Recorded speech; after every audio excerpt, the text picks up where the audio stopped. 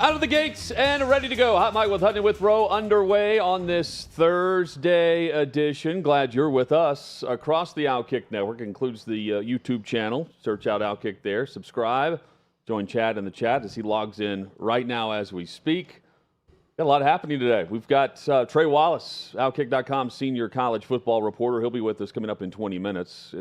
Eager to get his take on several of the big college matchups. There are plenty coming up this weekend. Tyler Matzik is also on the show today, later this hour. Braves pitcher. Chad, unfortunate loss for your Bravos. Yeah, not very close. When we left the studio yesterday, I said, hey, Braves strike first. Ozzie Albies, RBI, 1-0. By the time I got to my car, I turned on the game to hear Bryce Harper's 3-run upper deck shot. That made it 4-1, and I immediately turned the game off. Went and coached a softball practice, left the practice to find the Braves had lost 10-2. Tyler Matzik coming up later this hour. We've got Armando Salguero, OutKick.com's senior NFL reporter. Always great. He always brings the energy, and so does Ryan Leaf. Ryan Leaf, former NFL quarterback and Coug. He'll be on with us later in the show. Chad, good afternoon. Hutton, it is great to be here. I am going to be on the YouTube chat today, chatting with the people. That's right. I also just happen to look down, and sometimes, I don't always do this, but I'll look at my mentions, and I happen to see someone who just said, somewhere Chad Withrow is still screaming into the void, and I just reposted that and said, from your mom's house. Yes. I have no idea what this is in reference to, but I thought that was a good time to use a your mama joke. So I said, from your mom's house is where I'm screaming into the void. Thank you. Hey, the throwback there. Goodbye, everyone.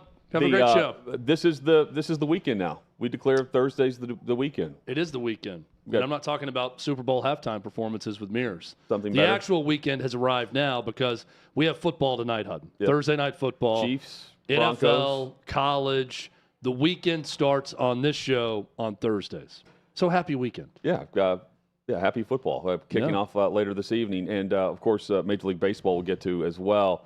Chad, don't know the real game day status of Browns quarterback Deshaun Watson. He did not practice today, so the saga continues with the shoulder issue that kept him out of the Week 4 matchup. Browns coming off a bye week, and then getting ready to face the San Francisco 49ers with more than likely P.J. Walker at quarterback, their practice squad QB, who is going to jump Dorian Thompson-Robinson, their rookie QB, who was thrown into the mix in the fire in Week 4 right towards the end of warm-ups when Watson decided he wasn't going to play, even though the medical staff in Cleveland had cleared him. Since then, the Browns have come off of that stance and put him on the injury report, and they have kept him out of practice. So here's the $230 million fully guaranteed quarterback that is injured, hurt, banged up, however you want to describe it. And at least from the perception of the 30,000-foot view, Chad, it's confusing because there's no clarity on exactly what the issue is on the throwing shoulder that allowed him to say he wasn't going to play, even though the Browns medical staff had cleared him to play in that matchup a week ago. And you've got the fully guaranteed money. It's just another reason why owners are going to continue to point and say, we're never going to do this. It was a dumb contract. And it's also why we're not going to see Kyler Murray, for instance, suit up in Arizona because of the injury guarantee, where if he gets hurt after coming back off of PUP, his salary this year in the fully guarantees goes from $56 million to $92 million. So they're playing that game as well, where it doesn't appear as though he's going to be activated anytime soon. But in Watson's case, it's the Browns with a ton of investment and a very talented team, and they don't have their franchise guy. And I can't help but think that's not going to go over well and hasn't gone over well internally. Well, let's play a little game called, I like to call small picture, big picture. Small picture, this is awful for the Browns. That organization has invested everything in Deshaun Watson being the guy, and not just some guy or a guy that can win some games in the regular season. Someone to bring a Super Bowl title to Cleveland. That's what they're paying him to do. And that's the type of money he's making in guaranteed money. So if there's any type of reason at all to suspect that he is dogging it, pun intended, with the Browns, well done. That's a bad thing. If there is an injury that he's been cleared of and could play and could suit up and go, and is definitely a better option, their backup, and he's not doing it, awful, awful, awful for the Cleveland Browns. And any Browns fan has every right to be pissed off about that. So that's the small picture of this. Now let's go to the big picture of this. The owners are going to win in this argument right now. And it's not just because Deshaun Watson may be injured. It's because Deshaun Watson may be faking injury right now. That's the big problem. It is devastating to a team if you give someone guaranteed money at quarterback and they break their leg in a game and they're out for a season or a season and a half. Everyone will look around and say, man, that's unfortunate. Aaron Rodgers. Jets invest everything in Aaron Rodgers, leading them to the promised land. Fourth play of the season or whatever it was, tears his Achilles tendon, done. Devastating. Right? We can all look at that and say, hey, it's a violent sport. Injuries happen in weird ways sometimes. And you can write it off as that. And this is why we don't give guaranteed money to people, by the way, because it's a sport that features a ton of injuries every single week. Now imagine a world where the quarterback that is the blessed child of one NFL owner, that is the first one to get a fully guaranteed contract, may in fact be faking or exaggerating an injury when a team doctor has cleared him to play. This is the end game for quarterbacks of the future that want to get a guaranteed contract. And it's no fault of their own. Some of these guys are worth it. That position in the NFL is worth it. It's worth a guaranteed contract. But Hutton, man, oh man, what a failed experiment if this continues, that Deshaun Watson was the first one to get the guaranteed money, and he may be dogging it and exaggerating an injury. Yeah, but I mean, the quarterbacks of the future are not going to get the guaranteed money because the quarterbacks of the present don't come together and demand it with the leverage that they would have by just saying we're not playing until we get the guaranteed money. And do that even whenever you're negotiating a few years back. Would you not agree, though, this is a terrible first experiment? Sure. Oh, absolutely. Look, Joe Burrow's playing through injury. If Joe Burrow was the one that got the guaranteed money, we might all be saying, look, man, this guy, he's putting his calf muscle on the line to go out there and perform for his organization that gave this vote of confidence to him. But Deshaun Watson, this just looks awful for him and for the whole situation. Well, and then on the flip side of it, the Browns aren't saying what this is or what it's not. Nobody seems to know how to talk about the injury situation there because they've gone from having a sore throwing shoulder to then a shoulder contusion to Mary Kay Cabot of the Cleveland Plain Dealer saying he's expected to play against the Ravens in Week 4. Goes through warm-ups, decides he's not going to play, and since then, they've held him out of practice where he's been doing things on the inside the practice facility indoors while the team's outside, rehabbing and trying to do things to get back onto the field. At least that's the perception they're portraying here of what is happening with Watson. Meanwhile, if it's just a contusion, I'm thinking, well, it's sore. It's pain. And he's got a teammate in David Njoku who played through facial burns in the game against Baltimore based on what had happened at his home, a fire pit. You talk about playing through pain and the pain tolerance and threshold. On the same day where Watson decided he couldn't go, Njoku did. And that sends a loud and clear message within the locker room. And it would have to. These are two examples, right? And you can't.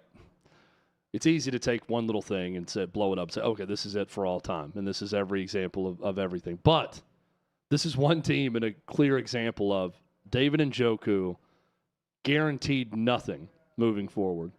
Could get cut for not playing well and not get owed anything other than what he's already made in signing bonuses. Out there, and look, it could just be difference in personality too, pain threshold, all of that. But out there with these burns all over his body, playing for his team, and then the argument from ownership will always be you pay the guy the guaranteed money and they're not going to perform at the same level or they're not going to be as into it, right? And that's the NBA model. That's what they would say in Major League Baseball at times, also the same way. Whether that's right or wrong, this is just a one-team example of what owners will point to in the future about that. Kudos to Njoku for playing through this. It looks like something that's very, very painful. Yeah, no doubt. Then you've Stefanski, who's going into this season, Chad, on the hot seat anyway, because you've got we said this offseason, Watson's now got the NBA-type money on the roster where he's got the NBA general manager's hat on if he wants. He's got the decision-making if he wants someone in or out. I mean, you've got the fully guaranteed money going to Watson. It's also kind of the NBA-type motivation, right? That's the scary part of it is if you give everyone where they're set up for life and they've got a long contract where it's all been paid, it's all guaranteed, are they going to be motivated to be the same player they were at their height? Some are and some are not. Right. They bet on the wrong horse is what it kind of looks like, right, with Deshaun Watson. That's the problem here. They bet on the wrong guy. Well, I want to see what happens now going into this Week 6 matchup, because if he plays, then all of this conversation is just a moot point, right? I mean, he set out in Week 4, comes off the bye, and is ready to go against San Francisco. And also in his favor, Chad, is in a weird circumstance, you have the injury at running back that actually opens things up in Stefanski's offense for more of what Watson does best. You've got some receivers, you've got Njoku, Watson. We saw what he did in Houston. And despite those options, Stefanski, number one thing he wants to do within his offense is turn around and hand the football off. Now, don't necessarily can't do that as much. You don't do that as much without the workhorse, without one of the more talented backs in the league. So that seemed to open things up in a big way as Watson took on the Titans defense, and then he didn't play against Baltimore. Yeah. It's that if he doesn't play this week, Willie Colon, who's been on this show and is very opinionated, said, "Hey, stop being soft. Get out there and play." He would know. He blocked for Ben Roethlisberger, protected him for years in Pittsburgh, and he cited Joe Burrow, and there are others that are playing through injury each and every week, not just at the quarterback position. Watson needs to get out there if it's nothing more than a shoulder contusion. But again, the Browns are now the ones pushing that, not Watson. Yeah, someone in the YouTube chat is saying a guy accused of like 30 sexual assaults only cares about himself. Who could have seen this coming before that contract happened? That's the problem with all this now. That's the correlation with everything. It's the sexual assault allegations. It's the decline in his play on the field since he sat out for 2 years. Now it's mixed with whether he comes back or not. It's a 1 week hiatus where the head coach didn't have your back. The head coach, in fact, is telling the media publicly, our team doctor cleared him to play. So we don't really know what's going on. And then it's shrouded in mystery. Now, maybe Watson comes back and they clearly explain what's been going on with him and why he didn't play, and Kevin Stefanski almost has to issue an apology saying, I didn't know all this was going on. But he's back now, and everything's fine. We do know he was cleared, though. And if he comes out and he plays great moving forward, okay, yeah, we can sweep this under the rug, water under the bridge, whatever analogy you want to use. But if he didn't come back and play great and they don't explain what's happened, it's more bad with Deshaun Watson. Just more bad. And it's been a lot of bad the last 3 years with Deshaun Watson. And not a lot of good. And not a lot of good, and it does no good to not be transparent with whatever's going on here. But hey, enjoy that 27-3 win over the Titans. Yeah. That was a great performance, Deshaun. Browns fans, enjoy it. Enjoy that one while it lasted. They're in a division that's back and forth on a weekly basis, too. Baltimore, 9 drops, tons of turnovers. They lose to Pittsburgh. And now the Steelers right now sit atop the AFC North. Yeah, and I hate this for the Browns. That's a fan base and an organization that should demand better. It's been too long. I think about this when I watch that Bills list fans of quarterbacks at times. That is a passionate fan base and region of the country for that team. And Jimmy Haslam bet on the wrong guy. That's to me what it looks more and more like with Deshaun Watson. He saw that enticing carrot of a young, possible franchise quarterback out there, and was willing to do too much to make sure they're the ones that got him. And I just, right now, it doesn't look like he's worth it, quite frankly. Yeah, no, he hasn't. Maybe he proves us all wrong, but he doesn't look like he's worth it at all. You're right. And you know, he went over the top to beat out teams like New Orleans, Atlanta, Carolina. I was practically the NFC that was all on board, and then Cleveland jumped in and gave him the fully guaranteed money. Suspended, and now the rough start to 2023 as well. Browns fans deserve better. Yes. Yeah, and Stefanski's going to be the one that pays. He's the first to go. Like that he will be the shrapnel in this.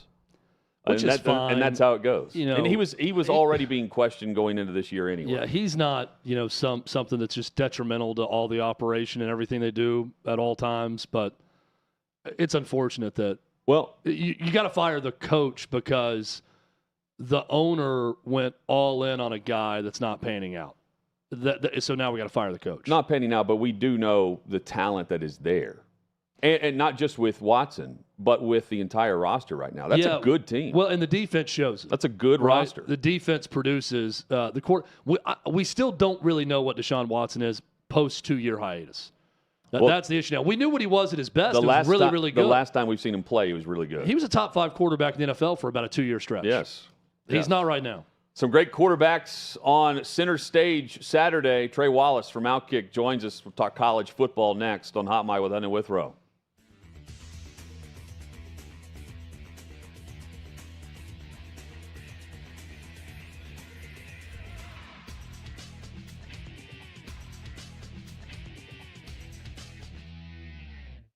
Now, yesterday, in the wake of the Trevor Bauer bombshell outing his accuser as a disgusting liar, I made the call to end the Me Too movement. And today, I'm going to continue making that case. What was once born as a push to protect real victims has, in many cases, just like we saw with Bauer, turned into an awful manipulation tactic by immoral women to strip men of their power. And we, as a society, continue to just let it happen.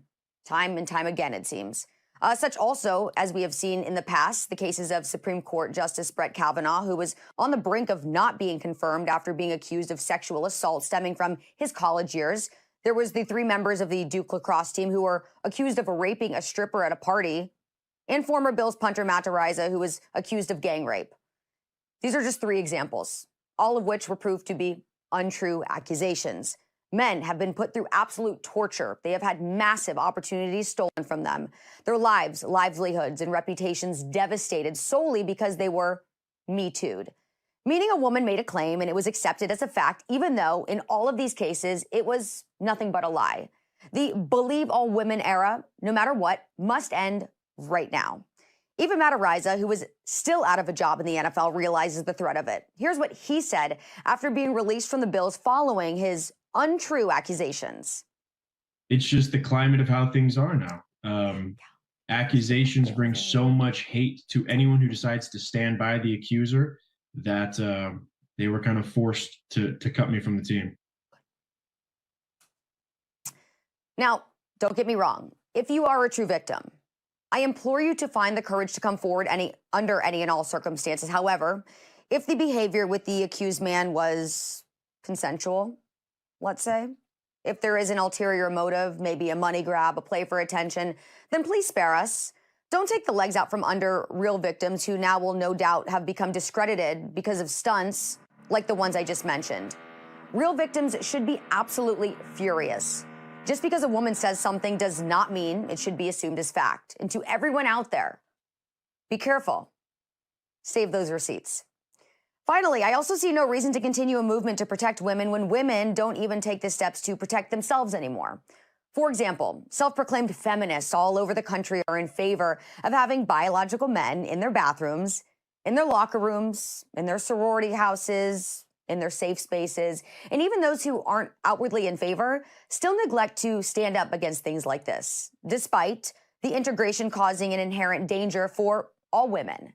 Look how Virginia dad Scott Smith was treated after he confronted the Loudoun County School Board in Virginia after his 15-year-old daughter was the victim of a brutal sexual assault by a transgender in a female bathroom.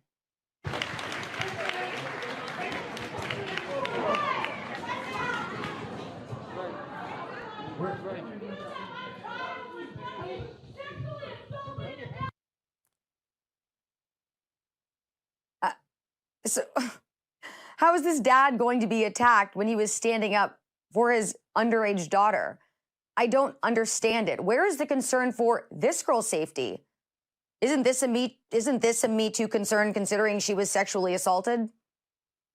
No, it's not. And that is the problem right here, because you can't pick and choose which girls and women get protection under this awareness campaign. And on the flip side, who can be classified as an assailant?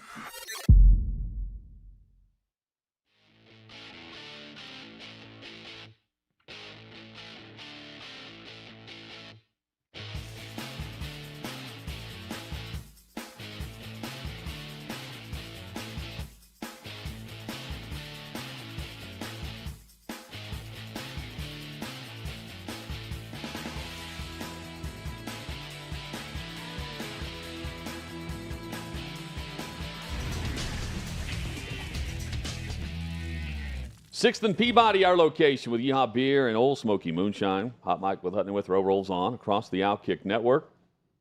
Trey Wallace joins us, senior college football reporter for OutKick.com. Trey, always great to see you, man. Hope things are well. It is good, man. Getting ready for another wild weekend of college football. It's all around the country, from the West Coast to the Northeast to the South. We're set, so I'm looking forward to it. This should be last week was separation week. This week is kind of statement week, in my opinion. Statement can be made for Washington and Oregon, and separation as well with this, because the gauntlet, at least I believe we all agree here, the gauntlet of the Pac-12 and how close these teams are in terms of competitive rosters and quarterback play, quite frankly. They may end up eating their own, so to speak. Maybe at the end of this, they don't get a single team in the college football playoff. But, Trey, doesn't it feel like the winner on Saturday that's the team that everyone is saying, yeah, lock them in for one of the four?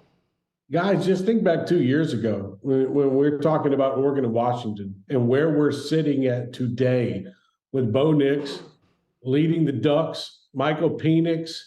We all know his ride to get to Washington, which included, commitment to Tennessee, stop Indiana, going to Washington, and now we're sitting here and we have I think a 7 versus 8 matchup, and this is not an eliminator game either for the Pac-12. Right. Like, this is who's just going to get the one game edge up? Because I think there's going to be multiple losses just because these teams have to play each other. So I think at the end of the season, it's going to be very interesting to see who's playing for that Pac-12 championship. But what a monster weekend for the Pac-12. And even, Oregon, Washington, I agree that is the main picture on Saturday. But the fact that, you're going to get USC Notre Dame that night, and the fact you're going to get Oregon State in a high-profile game, this just sets up, and I haven't seen it in a long time, brother, where the Pac-12 is the main event this weekend, and it starts, with Washington and Oregon, two offenses that are going to be, I have a feeling this is going to be a 42-38 type of football game, and I think that you mentioned it on Tuesday, Jonathan, about Oregon's defense. I think Oregon's defense is good. I'm just interested to see what happens when Michael Penix maybe gets into a little bit of trouble, has to start, aggressively throwing some passes. But it's going to be fun. I'm stoked for Saturday. Clay would always Clay. You're Trey, right? Trey. Yeah. The names rhyme. Yeah, the names do in fact rhyme, so that's good. Trey, one thing I love about college football is regardless of where the games are played, regionally or not, they are impactful nationally. Great example this week, Pacific Northwest with Oregon and Washington, Southeast, Tennessee, Texas A&M. And while this game may not impact the college football playoff in the end, it is very impactful for Jimbo Fisher and Texas A&M. And if Tennessee wants to reach some of the goals they set out before the season, it's a game they need to win at home, and it's a very tough defensive front they're going up against with Texas A&M. What do you think about the matchup of these two and what this game could mean for Jimbo Fisher? Yeah, I mean, it's huge too. I mean, it's 3:30 CBS game. It is a national audience. You got Alabama and Arkansas kicking off at 11 o'clock. Like, people want to see, okay, what's Josh Heupel up to?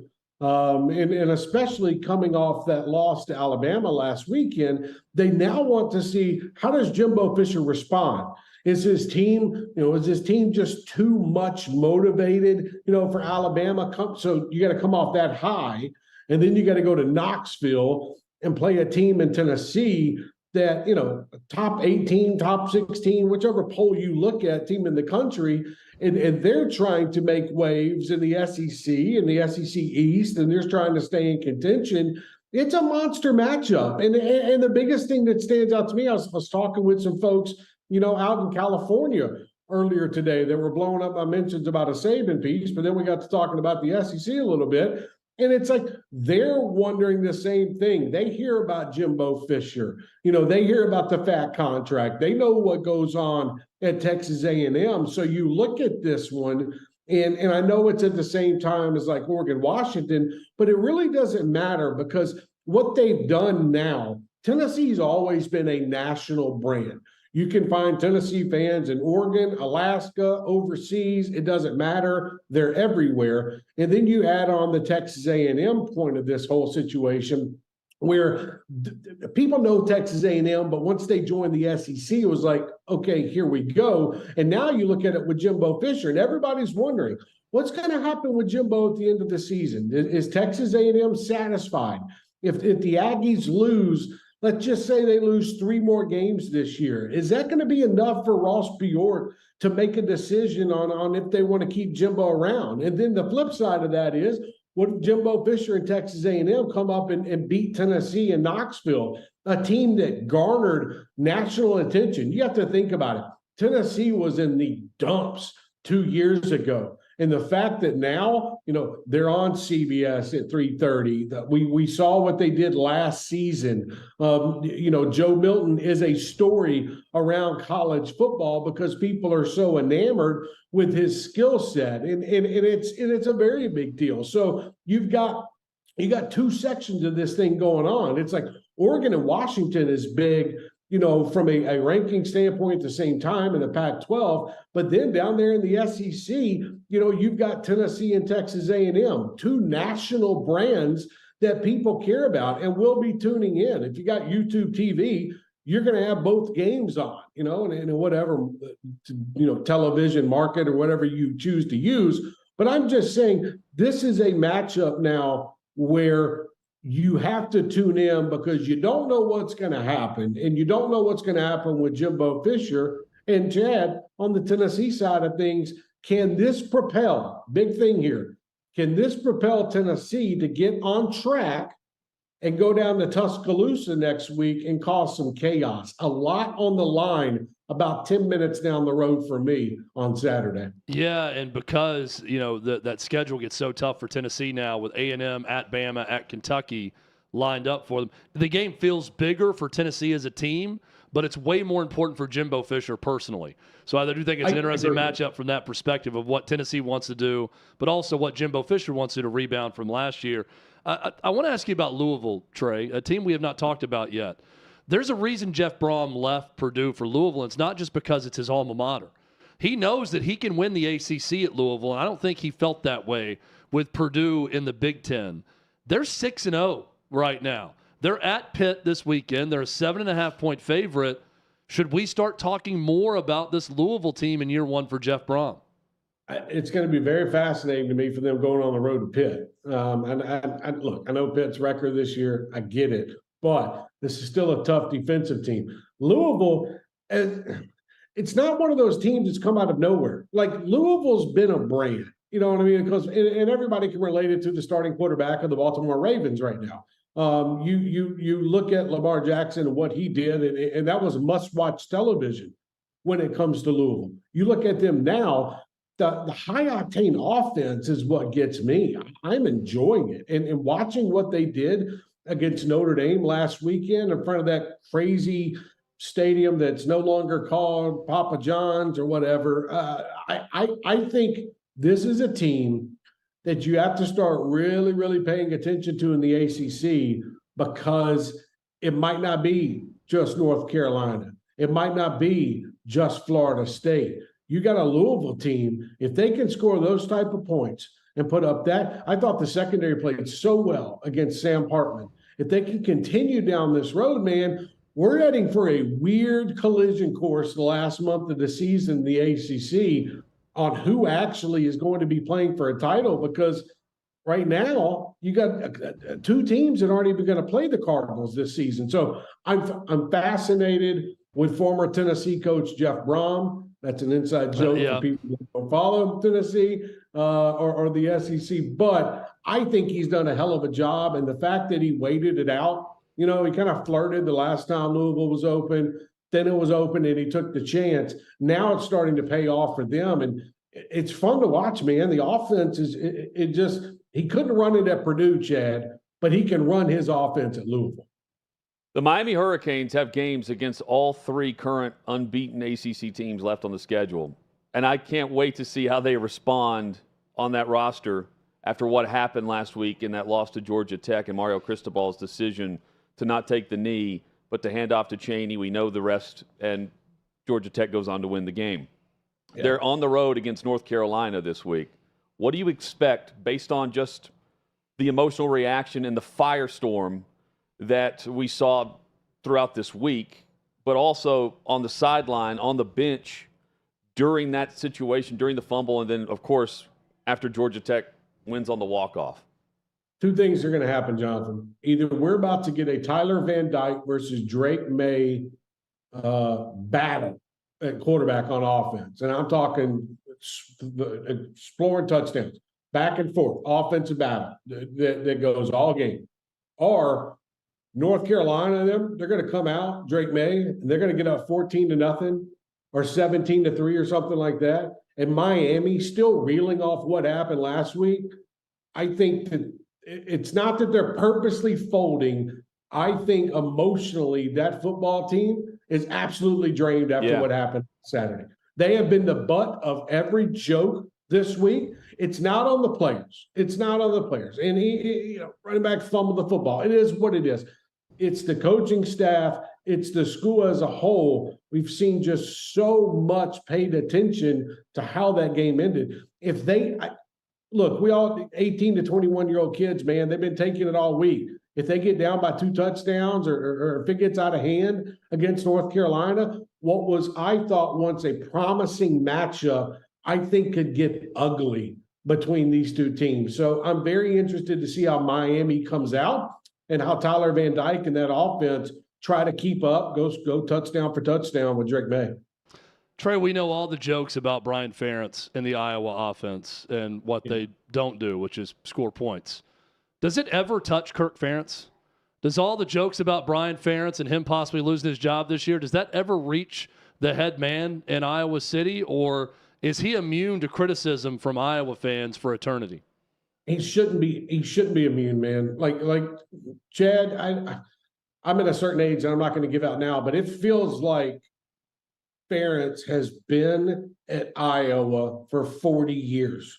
Like this is the point where, okay, you retire and you build some kind of statue for helping the Iowa football program. I do think he's been there for half of my life, so that kind of gives away my age, but he's been there a long time, and I'm not exactly young right now, so he's been there a while. You got me beat by a couple of years, so you got me. No, but I do think that rubs off on Kirk, and I think that, look, you have to walk a fine line when you've got employees of your school and people on your staff that you're related to, and also how to handle that pressure. I think that's the biggest part of this thing. And it's going to come down to it. Iowa's going to make a decision sometime, I would think, in the near future that, hey, look, we have passed this current stage of where we're at with Ferentz. We have got to try something different, especially, guys, with a new Big Ten that's coming with USC and UCLA. I just don't know how much longer they can keep holding on to this Ferentz family hope that things are going to turn around for Iowa. We've seen them win some big games. We've seen them drop some duds that they shouldn't have. And, this 25-point per game total that's hanging over Brian Ferentz head. Talk about the dumbest way to get publicity towards your school for being bad. That's what Iowa did. Congratulations to them. They're having a sit in it. Trey, exactly 1 minute left here. USC and Notre Dame. The Irish, what do you think about them hosting USC, coming off the loss and trying to regroup and get a win, and what would be a massive loss for USC and their title hopes? Bounce back win for Notre Dame this weekend. Okay. After 2 weeks of just going through the grind with Ohio State, going to Duke, how those games ended. You get back on campus. The weather, I've been told, is going to be kind of iffy. I think Notre Dame rushes the football. I think Sam Hartman leads them. I personally watch USC's defense right in front of me. That secondary's bad. I think the linebacking crew is not as good. Alex Grinch's defense, they're going to give up some points this weekend. And I think Sam Hartman, with a night crowd in South Bend, Indiana, I think they get the win over USC. Going to be fun. Calling for a lot of rain in South Bend. So Get ready for that. Trey, always great, man. We appreciate the visit each week. Enjoy the football weekend. We'll be reading you. Guys, have a good one. Always appreciate it. Yeah, Thanks, man. Trey. Trey Wallace, more at OutKick.com. You can also check out the Trey Wallace podcast. Jake Crane, his guest this week. That's available right now at OutKick. Coming up, Chad, Tyler Matzik joins us. Braves pitcher. We'll discuss the postseason, his recovery from Tommy John surgery, and the outlook for the Braves now as they play later today, but down 1 game in the series.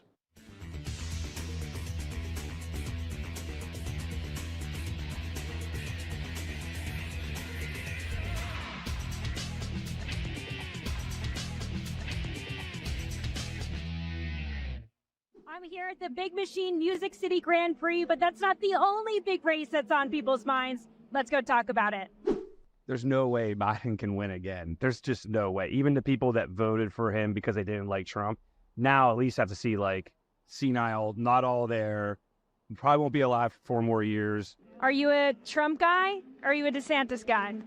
Or someone else? I don't like any of them. Who's your dream candidate? Who would you want to run? Myself. I think the best candidates probably are smart enough not to run. I just hope there's somebody that's young enough to care about the country instead of their politics. My fear is they get Gavin Newsom from California. And I think it would be the new cool vote for the younger people, and that's what I don't like. Who do you think on the Republican side would be able to take on Gavin Newsom? Great question. As a Republican registered, I love what Trump's body of work did, but they're just out to get him and destroy him, and we won't get things done, which is crappy for me to say. I thought DeSantis was going to be the guy. Trump only has 4 years left. He cannot fix everything that just happened in 4 years. And he's going to be battling indictments and all these false stuff for the next 4 years. We won't get anything done. And it'll just be the stalemate in America. That's why I almost don't want him in. But if he is the leading candidate, that's who I'm going to vote for. Is there any Democrat that you would vote for, consider voting for? Absolutely not. What about RFK Jr.? No. Who should our first female president be? Michelle Obama, of course. Yeah. I'm going to go with Harambe 2024. We have the 2024 presidential race coming up, and I wanted to see who you thought your favorite TV characters would vote for. Homer Simpson, who do you think he would vote for? Donald Trump, all the way. Vito Corleone. Whoa. Whoever advances the cause of the Corleone family. Yeah. Tony Soprano. If Tony Soprano is voting in the 2024 election, who do you think he's voting for? I'm going to go Ron DeSantis. Okay, why do you think that? Just seems like a Ron DeSantis kind of guy. Is this a meatball joke that you're trying to make right now? What about Homer Simpson? Homer would vote for Biden because he's a dope. Who do you think Napoleon Dynamite would vote for? That's a good question. I actually don't know. There's a right answer here. He's voting for himself or Pedro. There's a Viking show, I think. Okay. Maybe that's Hulu. I don't know. So in the Viking show, whatever the main character is, who do you think they would vote for in 2024? Probably a goat or a dog. I think we have one of those in office right now. So who do you think Jon Snow would vote for in this upcoming election?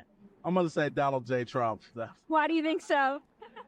because Game of Thrones is all about drama, and Trump comes with the drama, baby. Would you vote for Trump from jail? Yeah, probably. Yeah, probably. Because at that point, what else do you have to lose? Okay, would you vote for Trump from a jail cell? Yeah, baby, I will get Trump out of jail. Would you vote for Trump in jail? Oh, yeah. Based as The thing that Trump needs to remember is there's another political figure that said, I don't recall very well. Yeah. And that's all he's got to say. Is there like a dream candidate, someone that you think could like save us all? Yeah, Jesus. Amen to that.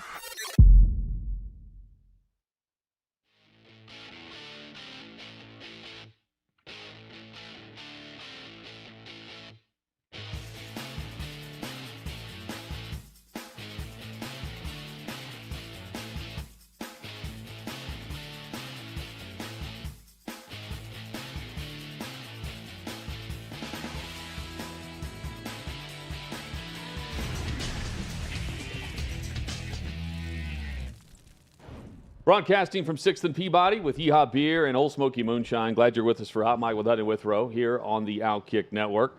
Pleased to be joined by Atlanta Braves pitcher Tyler Matzik on the program today. Tyler, thanks for the time, man, and hope things are well in the recovery from Tommy John surgery last October.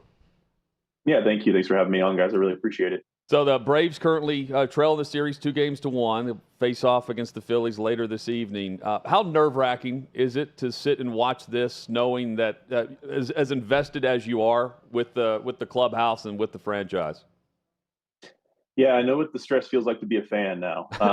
Usually I'm out there on the field trying to help the guys win, but being on the sidelines this year, all I can do is cheer and try and support my teammates as best as I can. And I think we got a good chance. I know it might sound a little crazy, but we got 2 horses going. We got Spencer Strider and we got Max Fried going. So these next 2 games are, we're gonna give it our best shot. How difficult is it to face the same lineup 5 days later within a 5-day span? Usually it's a very difficult thing, but when you got 2 aces like that, those guys have just unbelievable stuff that can make any offense kind of just like it can neutralize them. So, if Max goes about his job and if Spencer goes about their job, we got a good shot to try and pull something out that might shock some people. So Orioles, Dodgers already gone, 2 of the best teams in baseball record-wise. Astros advance. Braves on the verge right now, but still alive and still in it. We've seen teams struggle that have the break, that get the bye through that wild card round. How difficult is it, Tyler, to gear back up and to take 5 days off when you've gone from the start of April until October having 1 day off at the most? Yeah, it's difficult. I think it's tougher for the hitters. Seeing 98 coming in at you, there's only a handful of ways you can replicate that. And I think that's bigger layoff for the offense. But yeah, as a pitcher, man, I enjoy the rest. So I don't think that it's that big of a deal. I think that it's playoffs. Anything can kind of happen, and you're seeing some really good teams go out there and play each other. And when you get into a series, it's a 50-50 battle. We can talk about this team's better, that team's better, but it's baseball. It's whoever can handle those 5 to 7 games, and anything can happen. So when you're watching that double play, the first ever 8-5-3 double play in postseason history, with the Braves win the other night, I talked to a number of Braves fans. I'm one of them, and we all kind of shared our reaction as it was going down in real time. The swing of emotion from, oh, that thing is gone, and it's a 1-run Phillies lead, to, oh, he caught it, to, oh, my goodness, Bryce Harper's all the way almost to third. They might double him up and end the game. What were you thinking as it was going on? Yeah, I was right there with you. I was riding that roller coaster. It was, oh no, this can't be happening. Please stay in the park. I don't even care if he catches it or not. It's just more, please stay in the park. That gives us a chance where maybe only 1 run scores. And then Mike goes out and makes a Gold Glove play, doing the things he does out there in center field, goes up, snags it. And again, unbelievable play. So I'm ecstatic. And then I looked to just see where how game's being played. We see Harper around second base, and we're all screaming, "Hey, 1-1-1!" And Riley made an unbelievable backup play. Kind of reminded me of Derek Jeter kind of being out of position but in position. So seeing Riley do that makes a beautiful backhanded play. I've seen him do a million times with Wash in drills, and fires the ball over to first base, and we're able to double up Harper. And I think it was a fantastic play, and it kind of showed the way we play baseball, where we're always thinking, we're always on the field trying to be in the right position, and made the best of the moment. You said are you watching the game with a group? Are you watching from home? How are you experiencing these games? So I was I was in the stadium. Okay, you were there. Dugout. In Atlanta. Yeah. So I'm in Atlanta, and I'm sitting right there in the dugout watching this all unfold, and just cheering, being one of the fans. That you said before, but that's way better than watching on television while the games are up in Philly. Yeah. I mean, I enjoy being in the atmosphere. I mean, how could you not? I mean, that's why fans pay tickets to go watch the game, right? I have my rehab and stuff I got to do. So unfortunately, I'm not able to go up into Philly. But when the team's at home, I'm able to sneak into the dugout and watch the games. So Phillies manager Rob Thompson, not that long ago, made a comment about Ronald Acuna Jr. celebrating a home run, saying, I prefer guys who act like they've been there before. Did you snicker or laugh at all when Bryce Harper's doing a throat slash gesture after a home run, considering his manager were telling the Braves hitters to act like they've been there before when they've hit a home run? Yeah, I mean, Bryce can do whatever the heck he wants. He had an unbelievable game the other night, and if he wants to do that, that's fine. We got to do a better job of stopping that. And the guy went out and he hit 2 homers against us. He can do whatever kind of celebration he wants. My personal belief is that if it's intended at somebody other than your teammates to pump them up, I don't know if that's the right thing. But I mean, Bryce is a grown man. It's a grown man sport. If he wants to do that, it's on him. Baseball is one of those great sports that always kind of polices itself. And I saw this response immediately from kind of the old-timer baseball fans saying, in my day, he'd get a fastball in the back the next time up, that you just don't allow that. How much of that still goes on in the game? I know it's changed a lot over the years, especially now as everyone seemingly throws 98+ in Major League Baseball. But how much of that is the same? How much of that is different now? Again, I don't think Bryce was meaning disrespect in any way. So I don't know that is a fair thing to say, to go after somebody like that with a fastball or anything like that. He's trying to pump up his team. He's trying to pump up his city and win a World Series. For a long time now, teams in college football and the NFL, players were allowed to celebrate their touchdowns, celebrate them doing something well. I think the only time you cross the line is when you celebrate some other person doing something bad. So Bryce goes out there and hits a home run and wants to celebrate however he wants to celebrate, do whatever, dance, party, whatever he wants to do. I don't really care. That's, congratulations to him. He did something good. But, I think it's when you cross the line, which he didn't do this, but if you cross the line of pointing to somebody or flipping them off or whatever, I mean, that's where it's kind of, hey, are you celebrating your success or someone else's failure? Tyler Matzik with us on Hot Mic with Hutton and Withrow, a Braves pitcher who is on the mend from Tommy John surgery. What's the rehab process like for this, knowing that Tony's going to go through this as well? Take us behind the scenes, if you don't mind, and just the process and the long process of getting back on the mound.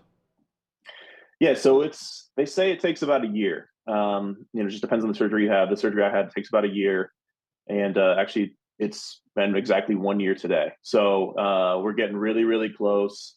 I got a couple more bullpens, couple live EPs or simulated games, basically, and then the rehab process for me would be over. I'd be able to go into having a good, healthy off season and get ready for next spring training. But the process is a long, slow one. The first 6 months, you're basically just a patient. You're doing rehab for every single day for 4 or 5 hours a day at least, and not throwing, not doing anything. Finally, you get to that 6-month mark, you start throwing, and it's just a slow progression where you're increasing either volume, you're increasing the distance of a throw, or you're increasing the intensity of the throw, and you're just slowly stacking those 3 categories up and up and up until you get to a point where you are getting off of a mound and then back to being a baseball pitcher.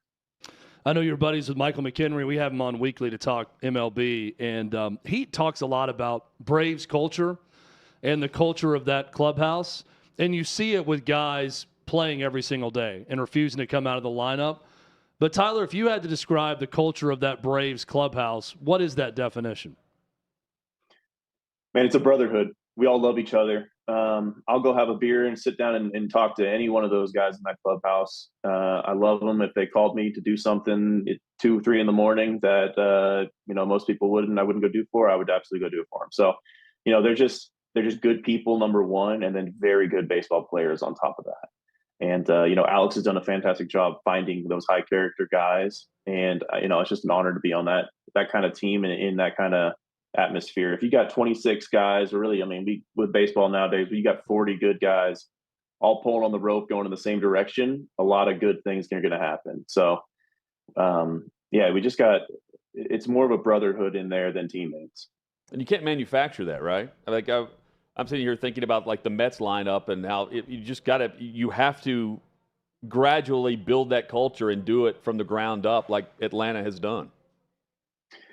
Yeah, man, it can't be faked. That's the thing. You have to truly care about the people you're around. That's number one. If you truly care about who they are as human beings and what's going on in their world, it's easy to become a friend or a brother of them. And then, when you can instill that love and that relationship across the stadium or across the building, everybody's willing to go that extra mile for somebody that they love. Tyler Matzik, our guest. Knowing that you've been on the mend, it's been at least a year. When's the last time you picked up a baseball bat? A baseball bat? Yeah, with the DH rules now. It's been quite a while, that's for sure. I like to tell everybody I can still hit, but I probably haven't done it in 7 years, maybe. Wow. 2018, maybe. No, 2019. 2019 was the last time I did it. When I was playing indie ball, we had so I played on a different indie ball team. It was a half American, half Chinese national baseball team. And we had an All-American day. Most of our Americans were pitchers. So I was able to actually go out and play first base on the All-American day. And so that was the last time I probably swung the bat in a game. We had Tom Glavine on yesterday, Tyler. And, if you saw the look in his face when I talked about pitchers' inability to lay down a bunt in the last years before the DH. But he did say, like most of these guys now, they specialize at such a young age. Glavine was a great hitter as a pitcher, but he said, all of us, we grew up, we're the third or fourth hitter on our team throughout. We were all good athletes and good hitters also. As a kid, were you a good hitter? Could you rake at the plate when you were growing up, or did you just stop at a young age? No, I was a pretty good hitter. I don't want to go and toot my own horn or do anything to this, but, I would have probably been a 5th to 10th round if I played somewhere, at first base or outfield. I was pretty athletic. And then they said, hey, you're just going to pitch. So then I got fat and just tried to throw the ball as hard as I could. Sounds like a good life. Is there a bat in that room you're doing this interview from right now? Could you just grab it just to see what it looks like for us? No, I don't have one on me in here. I was hoping there was a bat next to you so we could get the rare footage of Tyler Matzik holding a bat that no one has seen in 7 years. It's like spotting the Loch Ness Monster, seeing you with a bat. There you go. What's the I'm sure you can go check tape somewhere. I'm going to now. Hey, what's the setup like, 3 hours from now whenever we see first pitch for you? How do you take it in? I'm just in my living room. I was supposed to have some friends over. Everybody's supposed to come over that I didn't travel. Unfortunately, my wife's sick. So we've been kind of just laying low. But yeah, we were supposed to have a little bit of a watch party over here at the house. But we kind of had to call an audible. I think somebody else is hosting it tonight. So we're sitting at the house and listening to my wife sniffle and blow her nose and have that whole congestion thing got going on. Well, I'm hoping she feels better soon. And do I say congrats on the 1-year deal here with Tommy John? That's a significant milestone, congrats right? on the progress. Yeah. And I would say good luck to you maybe watching Game 5 from the Braves dugout back home in Atlanta. That would be the good luck for you. Yeah, I'm making plans for that. So, I think that we got a very good shot. And, I'm just excited to see Spencer go out there and do his thing. I think he's going to have a little bit of redemption from last year. Last year it was his first start back since an oblique injury. And I know that he kind of struggled a little bit with with keeping that thing healthy and keeping it warm. But I know he's been looking forward to getting back out there, getting into Philly and pitching against those guys. So I'm really excited to see what it is. It's going to be good baseball either way, and I'm making plans for Game 5, and hopefully we get there. Tyler Matzik has been our guest. Tyler, thank you for the visit, man. This was great, and hopefully we'll catch up soon. Awesome, guys. I appreciate you guys having me on, and thank you. Hey, terrific. Thank you so much. Yeah. Follow him on social at Tyler Matzik. He makes it simple. Got to get that guy a bat next time. Yeah, man. We'll Amazon it to him. So I we'll love have that. one there ready to go. Coming up, the wild card bye. Does it hurt or help? We weigh in, and, well, the results this year speak for itself, really. That's next right here on Hot Mic with Hutton Withrow.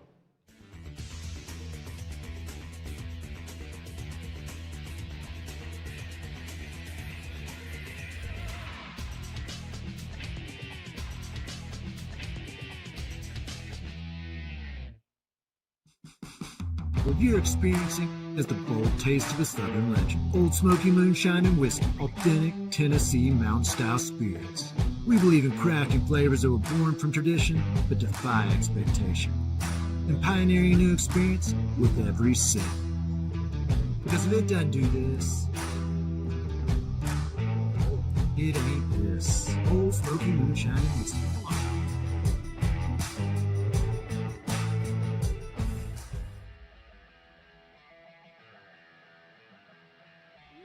Welcome into OutKick, the show. I am Clay Travis, your fearless leader. I am going to continue to argue that sports is one of the great unifying forces in all of American life. ESPN is a sinking ship.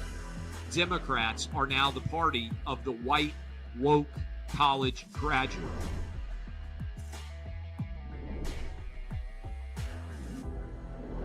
We live in a land of participation trophies. You gotta lean into the turns. You really gotta lean into the turns. When Leah Thomas walked in that first day, it got silent, and every girl was uncomfortable. Very difficult to go back-to-back years in the NFL with the number 1 overall pick.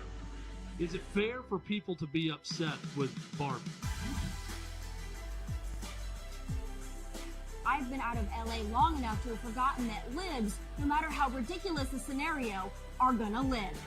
Another week of inflation, another week with Biden with COVID, and another set of losers to crown. People don't watch the WNBA on TV, in person, on a plane, on a train, on a bus, or on purpose. I mean, what have you seen firsthand of how this has affected you in the plant and your fellow employees?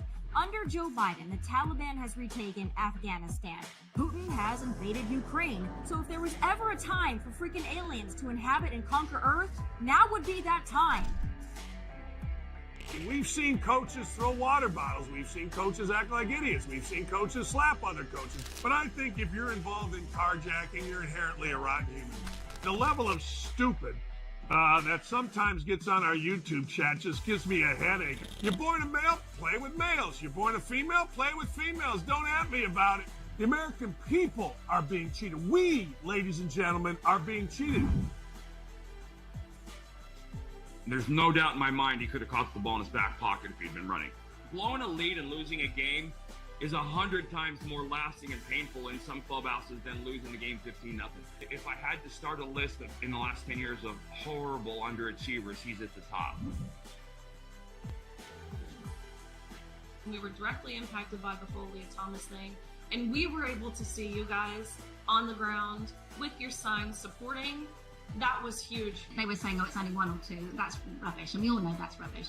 Once those trans-identifying males were able to succeed, it just encouraged others.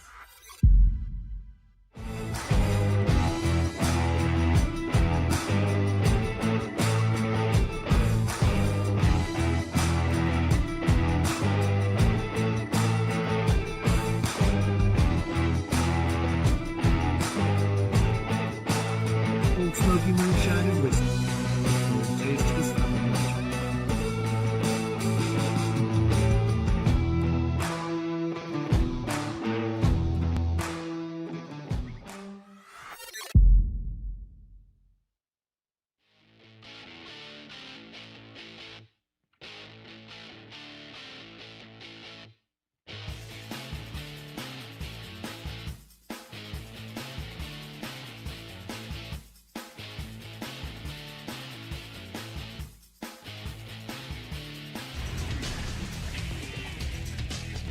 Just like that, the second hour is here. Hot Mike with Hutton and Withrow across the OutKick network. Glad you're with us. If you're watching on YouTube, streaming live at OutKick.com as well. If you're listening on the radio, we say thank you for listening to this great radio partner as well. Coming up in 20 minutes, Armando Salguero will join us. The very latest across the NFL.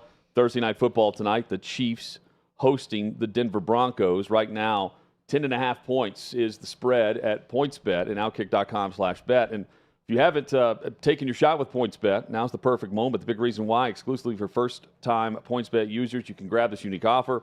Right now, you can get up to $1,000 in second-chance bets for new PointsBet users. What is a second-chance bet? Well, I'm going to tell you about it, Chad. I've always wanted to know. If your first bet doesn't go as planned, PointsBet has your back with a second chance. Get this offer, OutKick.com/bet. Complete the registration process with PointsBet. Make your first bet. If your first bet happens to lose, Chad, well, that's where the second chance bets come into play. Remember, terms and conditions apply. 21 or older in legal gambling states. And if you have a gambling problem, 1-800-GAMBLER is the number to call. Head over to OutKick.com/bet right now to snag this offer. It's a good offer. Plenty of headlines coming up. We've got quarterback discussion as well later this hour. Plus, 1 hour from now, one big thing on every NFL game. But, Chad, let's hit the top headlines. Scorched earth here on Hot Mike with Hutton and Withrow across the OutKick network. Major League Baseball and the wild card bye. Hurt or help with what we're seeing right now? It should help. And we just had Tyler Matzik on, and he said, hey, I'm a pitcher. I want the rest. So we love the rest. So, it probably helps your pitching staff. I think it really helps when it's a 3-game wild card series and there's a lot of runs scored and a lot of pitchers rotating through the bullpen. I think the issue becomes when, let's use the Braves-Phillies as an example. Sure. The Phillies are able to steamroll the Marlins through 2 games and not tax their pitching staff very much at all. So they stay sharp, playing in high-pressure situations, high-leverage at-bats, high-leverage moments pitching in the game, while the Braves take 5 days off. They try to play a simulated inter-squad scrimmage that really doesn't do a lot of good. But I think that's where the wild card team is at an advantage. And people might make fun of this, say, oh, come on, it can't be that big of a deal. It is when you've spent what seems like an eternity when you go back to opening day, back in late March when this season started. And think about, you play every day, sometimes twice a day, and you get 1 day off a week. And now suddenly you've got almost a week off right before your biggest games of the season. I think it has an impact, and I think this year the results are right there with 2 of the best teams in baseball. The Orioles, best team in the American League, gone in 3 games. The Dodgers, second best team in the National League, maybe the second best team in all of baseball, swept. 3 games. Mookie Betts, 0 for 11 in the series. Freeman, 1 for Jr. Now 10. for the Braves, not doing anything. And you know guys what? on their team. Now the Braves aren't done. They're playing a game 4 tonight, but the Braves are down 2-1, and they're in Philly facing elimination. This is not me. I'm not crying over those teams, okay? I understand baseball's a tough sport, and it can be a fickle beast at times. That's the nature of the game. We all get that. And you play 162 to get to a few games that mean a whole hell of a lot. I understand that. 7-game series. Here's what I'm asking for. I like that they went from the 1-game playoff play-in, the wild card play-in, whatever it was, to 3 games. I don't think that should then mean that divisional series is 5. Go 3, 7, 7. And Hutton, you brought it up. If you got to start the season a week earlier in late March, or whatever you need to do. Or just reduce it by a few games. Have fewer off days during the regular season. I understand the desire to get to 162. That's the marker to get to over a Major League Baseball season. I'm fine with that. Let's make the divisional series 7 games. I think that's too much to ask. I think it's a better marker of who the better team is at that time. 7 greater than 5. Let's make the divisional series 7 games. Not too much to ask to me. Well, the other thing to factor into is the teams that have been eliminated, for the most part, were grinding it all the way through September. The Orioles battling for the AL East. And in Atlanta's case, Chad, they're trying to hit that sweet spot perfect number for a roster that doesn't take days off and trying to reach a certain milestone in the win column. Yeah. So, I mean, the cool-off period, I think, is a thing. And if anything, you kind of reset the process, the focus, and the other team comes in sharp. It's a lot like the wild card weekend in the NFL.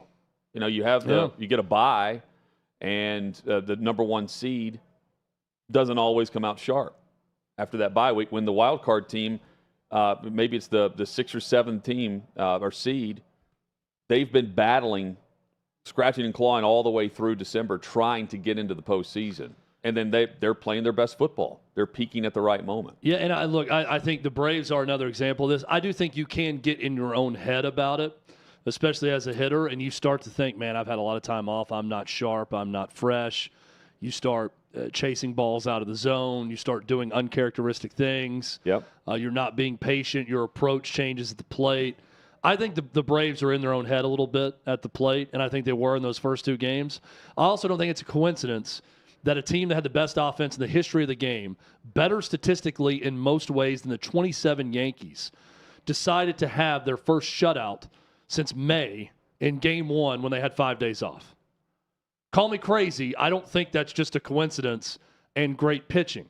I think the Braves, the layoff, hurt them big time. Yeah. And they went almost 2 full games. They got to the 7th inning of Game 2 before they finally struck, and they scored 5 runs to miraculously win that game. So, look, it's not helping the Braves. It didn't help the Orioles. It certainly didn't help the Dodgers either. That's 3 of the 4 teams getting the bye. Now, the one team that got the bye, which I'll talk about a little bit later, the Houston Astros, a remarkable story in their own right. So don't take this as me, Chad Withrow, Braves fan, crying over the Braves. I'm not. I'm simply stating 7 games a better marker for determining the better team in baseball as opposed to 5. I wish all series in the division series were 7 games. That's my desire moving forward. Chad, let's dive into the Astros because they did not have a problem with the bye. And you and I were chatting earlier, and you brought up the point that they are now advancing to the championship series for the 7th straight year. 7 straight ALCS That is appearances. Crazy. It's amazing. We don't talk, and I think it's because of they were buzzering guys' pitches and tipping pitches for a while. They broke down the rock and then built it back. Through their farm system. I mean, they hit absolute rock bottom as an organization right before this run started. And they drafted so smartly. And then every single free agent move, trade, has been a stroke of brilliance for the Astros. I mean, think about this. Let's compare it to the Braves, who've won all these NL East divisions in a row, right? They don't have the postseason success. The Astros are mimicking regular season success, AL West championships, with an ability to win in the postseason. They're 2-2 in the World Series. And maybe we look at it and say, they're not quite a dynasty because they've won 2 in those 7 years. Well, they might win another one this year. So if they're 3 in 7 years, is that a dynasty? I think in baseball, absolutely. And the fact they've been able to reach the ALCS 7 straight times is something we don't talk enough about. And I think a lot of it is the hatred from Dodgers and Yankees, two of the two biggest markets and 2 of the bigger fan bases going. The hatred for those Astros teams that got caught cheating and tipping pitches electronically, I think that has something to do with it. So you kind of disregard what they've done, but look at all the things they've been done since they were caught and haven't been doing it. Yeah, and it's incredible. Doing it without manager and those that were there to build the franchise to where it is. You break that down too and rebuild that. Yeah, that's the other thing is like the cooks in the kitchen were also swapped. Yeah, and it's just it's a machine of a franchise. I think it speaks to veteran, strong leadership. Dusty Baker, he has been around the block so many times, and he knows the game and knows how to work a clubhouse better than anyone. I think you look at the Rangers also this year, Bruce Bochy versus Dusty Baker, 2 extreme veteran guys that have been around different franchises and know their clubhouses so well. But look, I just say this to say hats off to the Astros. When I heard that 7 straight ALCS appearances.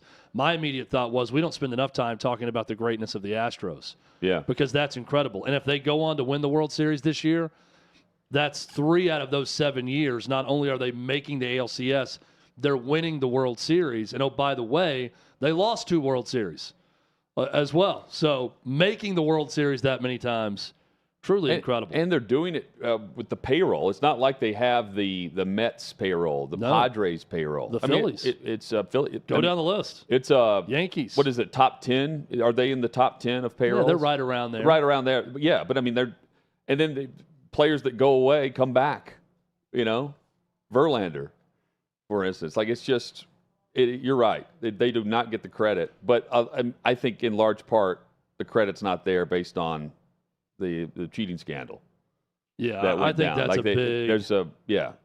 That's a big part of it. Quote unquote punishment. But I mean, the Astros are 7th in payroll. Okay, so they are behind Mets, Yankees, Padres, Rangers, Phillies, Dodgers.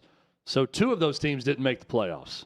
Mets and Padres. Oh, sorry, 3. The top 3 payrolls did not make the playoffs. Mets, Yankees, Padres. They're playing the Rangers, who are 4th in the ALCS. Philly's still alive. Dodgers eliminated. Braves, by the way, 10th highest payroll in baseball. 3 spots behind the Astros. Another remarkable feat. Yep. With that. Well, the real remarkable feat, Hutton, that's what I hate it, is your Orioles. I know. 28th. Yeah, they're 28th in the best team in the American League. That's incredible. Yeah. They just ran into a buzzsaw. Yeah. And look, it happens. It can be a cruel sport at times, and that's what happened to the Orioles. Yeah.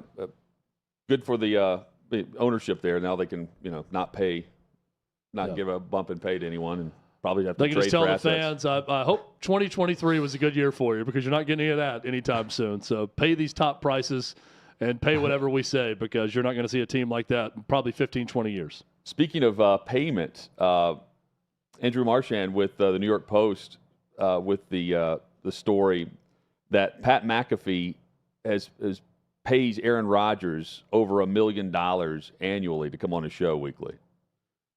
That's money well spent.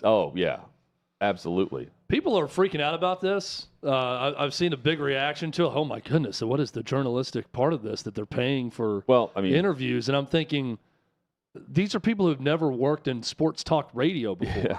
Like, weekly contributors typically get paid if they're joining you regularly. You have a sponsor attached to it. You got a sponsor attached. Now, typically it's not Aaron Rodgers you're having on weekly, but I'm willing to bet Tom Brady got paid for his weekly appearance on WEEI that he had for years with the Patriots. But Chad, a lot of times, and we did this with several NFL players in town.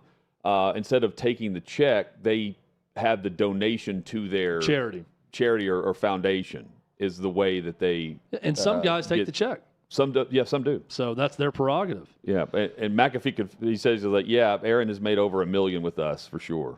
That was the confirmation there. Yeah, we've had player shows in the past with Delaney Walker, with Logan Ryan. I think both those guys took it for their charity. They did. But they got paid. There was a negotiated payment to come in studio and do a weekly show. This happens all over America.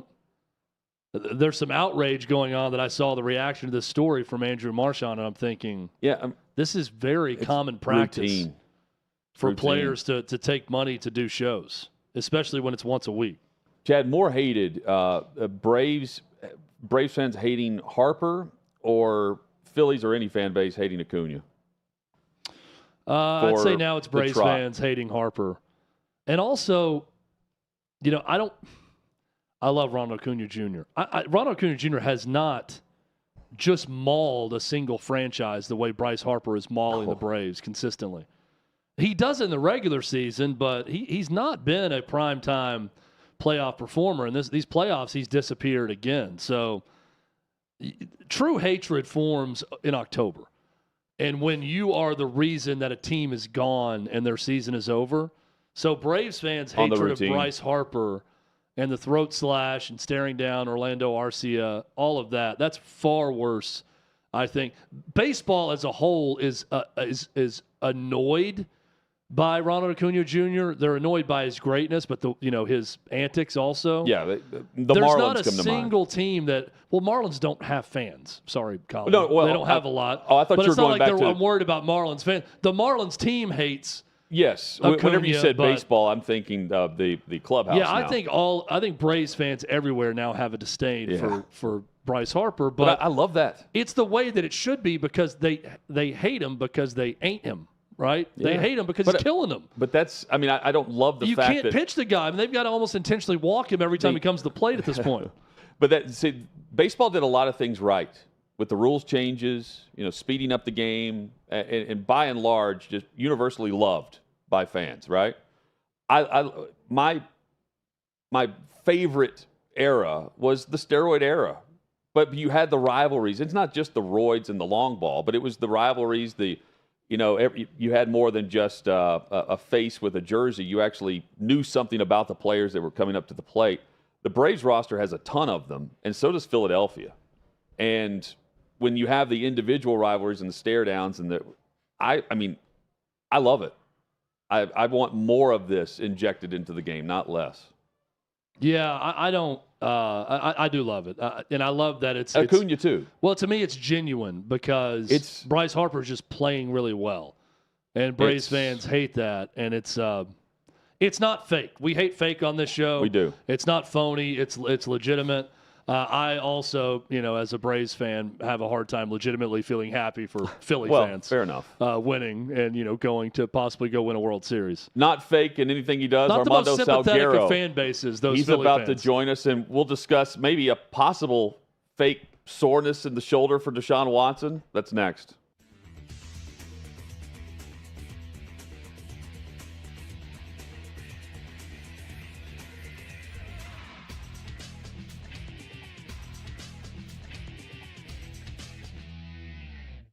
The idea that we believe all women is total nonsense. As I told you, my sister, a 25-year prosecutor, made that very clear to not only me, but certainly her son, my son, and my nephew Pete. They're all the same age, these boys. But she also warned him of women like this cretin here, this gold diggings clown that decided I'm going to get my hooks into a big league ball player. I mean, look, big league ball players are dumb sometimes, but everybody's dumb sometimes. And Trevor Bauer, a guy named John Heyman, wrote an article which was titled, "Bauer Has Lost His Career and Deservedly So." You'll never hear John Heyman, who by all accounts is a famous baseball writer, apologize. You will never hear any of these fools apologize because our print media is the worst. Now, we're lucky here at OutKick that we have great people. But the national print media, the dudes that are out there, the Greg Doyles of the world, the John Heymans of the world, the Dana Bembaus of the world, this Molly Knight, who reported that this woman had a fractured skull. That's right. This idiot Molly Knight works for The Atlantic, and she got fired, I guess, I don't know. Molly Knight is her name, not Wright, Knight. She, honest to God, wrote that this girl got her skull fractured. I looked up Molly Knight. Molly Knight is now basically unemployed, and of course, her Twitter is protected. Of course it is. This lady, Molly Knight, is a ridiculous fraud for printing that. It's all in The Athletic. It's in the affidavit. This woman, of course, went cowardly like all writers do when they're wrong. Ain't nothing wrong with John Heyman or Molly Knight coming out and saying, hey, what can I tell you? I got it wrong. But they can't do it. They can't do it because they're little posses that get a little bit of power and they don't know how to handle it. John Heyman is a little scrawny guy like Doyle that got a little bit of suck as they've gotten older, a little bit. And like politicians, they don't know how to handle it. They're the worst of the absolute worst. I got a guy from Iowa telling me, no, there's some really good writers. Yeah, Armando is. Yeah, the guys that write here are. But we're not bound by the same stupidity of USA Today. We're not governed. You can write freely here, and you can write the truth without fear of retribution as long as it's the truth. Can't do that in mainstream media, or they won't do that in mainstream media. There's got to be a bias. There's got to be an angle. There's got to be a push. If you're a woman, there's got to be a push. If you're black, got to be a push. If you're white, got to be a push. Got to be some kind of bias. I learned the other day, this was pretty funny. I know that if you do not agree with the liberal side, you will be called a name. I got a family member that calls me far right. I'm like, really? I don't even know what that means, but I get it. You're a liberal, so I'm far right. You got to call me a name. The world is insane. Good for Trevor Bauer. Cubs, sign Trevor Bauer. I'll wear a damn Trevor Bauer jersey. And you can kiss my backside on any of them. Any of them.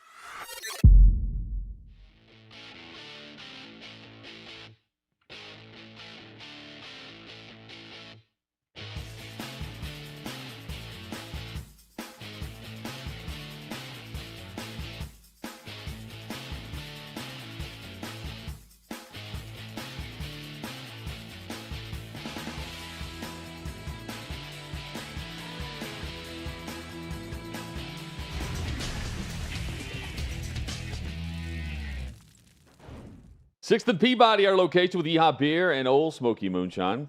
Hot Mic with Hutton and Withrow rolls on here on the OutKick Network, joined by Armando Salguero. You can catch him on with Donovan McNabb, the 5 spot, each and every week, twice a week on Tuesdays and Fridays. And you can get that right now at OutKick.com. Armando, you got to be enjoying that. It's been a great launch to what is a very solid podcast. Give yourself a round of applause. Thank you. I'm always glad to do very solid, middling things. There you Thank go. you. Appreciate you. C student Armando Salguero at it again, doing great work. Hey, it got me through. What can I tell you? That's right.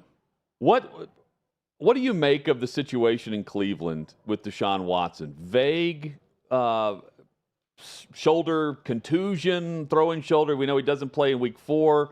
Stefanski says that was his decision, Watson's decision specifically, not Stefanski's. Watson's decision not to play after being cleared. And now the week off, he didn't practice again today. And we could see P.J. Walker take on the San Francisco 49ers defense on Sunday. What's beneath the surface there? It's a 2 to 4 week injury, and this is week 2. So, obviously he is going to be under the he's already under the microscope, but he's going to be under the "Are you tough enough?" microscope starting next week. The thing that Deshaun Watson screwed up in, and is the reason that perhaps there are questions about him right now, is because the Friday before the game, this last game, he said, "I'm playing. I'm definitely playing." Okay, so you're definitely playing. We're good. They didn't practice on Saturday. He comes out game day and he works out, and he makes the decision, as you said, to not go because he didn't feel like he could help the team, or on the other side, he felt like he would hurt the team. Shut up, dude. If you want to not be scrutinized, don't be telling people that you're going when you're not going, or you don't know that you're going. And now everybody's wondering. I can tell you this: no one in that locker room is saying Deshaun Watson is soft. Not yet. Right. But like I said, a week from now, I don't know. Yeah, then it becomes even more foggy and hazy with the reaction beneath the surface. I'm with you. Hey, if the backup right now was going to be Joshua Dobbs, the starter in Arizona, and read your piece on Kyler Murray and the likelihood or lack thereof, unlikely that he's dealt by the trade deadline of October 31st. He's on PUP. Do you expect that Murray just remains on PUP for the season? And if so, what What does the NFL think about that from a rule standpoint when you're stashing him just so you don't have to, in the unlikely scenario of him having a catastrophic injury, paying $92 million guaranteed on the injury guarantee? Right. So he wants to play. So let's establish that, okay? And if they, quote unquote, as you said, stash him, there's going to be issues, because if he feels like he's ready to play and they put him on the shelf, the chances of him accepting and staying quiet about it are not good. Right. On the other hand, it is to the Cardinals' benefit, I would think, if they play him. They need to know what Kyler Murray has as far as return from injury, as far as fit in the system that Jonathan Gannon has put on offense. They need to know, because next year they have a ton of draft resources that they can use if they want to go get a quarterback. And by the way, they can get rid of Kyler Murray next year, but it would be easier to get rid of Kyler Murray when other teams are aware and know, hey, he's healthy. Mm-hmm. He's played, he came back, and there wasn't a reason that a 9 to 10 to 11 month injury turned into a 12 plus month injury. We can be comfortable in knowing that if we're going to give up a draft pick for Kyler Murray, we're not getting a guy with one leg, which is a very bad thing to get, by the way. Yep. Quarterbacks with one leg typically don't perform very well. Yep. Unless you're Joe Burrow. Not a big market for those quarterbacks, for sure, draft or otherwise. Armando Salguero, our guest here on Hot Mic. Armando, you wrote at OutKick.com about Bill Belichick, the great Bill Belichick, having a lot of questions right now with this Patriots team and no answers. Where do the Patriots go from here? The under 500 now, Bill Belichick, without Tom Brady, and since Tom Brady has left. Where do the Patriots go from here? Look, he has said that they're going to start over, right? That's his term. Start over. We're starting over. But if you're a critical thinker, I mean, basically what he is saying is, I need a mulligan. My first crack at this year didn't work. So we're going to backtrack and start over with fundamentals, with schemes, with coaching. In other words, everything that most other teams already did and the good ones got right, the amazing future Hall of Fame Bill Belichick is admitting we got it wrong or not well enough, so we need to go back and fix it. Well, that tells you that maybe the great, amazing future Hall of Fame Bill Belichick ain't doing such a great job right now. No, and the talent evaluation too, man. It's not just Mac Jones. It's Mac Jones. It's not just Mac Jones of why they're just so bad in some big spots. And with that being said, I mean, prior to some injuries on defense, they had the ball twice in the first month of the season with a chance to either tie or go win the game late in games. Philadelphia comes to mind. There was one other one, I believe, on prime time. Still, this is just a complete 180-degree turn from what we're used to seeing from the Patriot way. Well, you mentioned the talent evaluation. Think of this. Yep.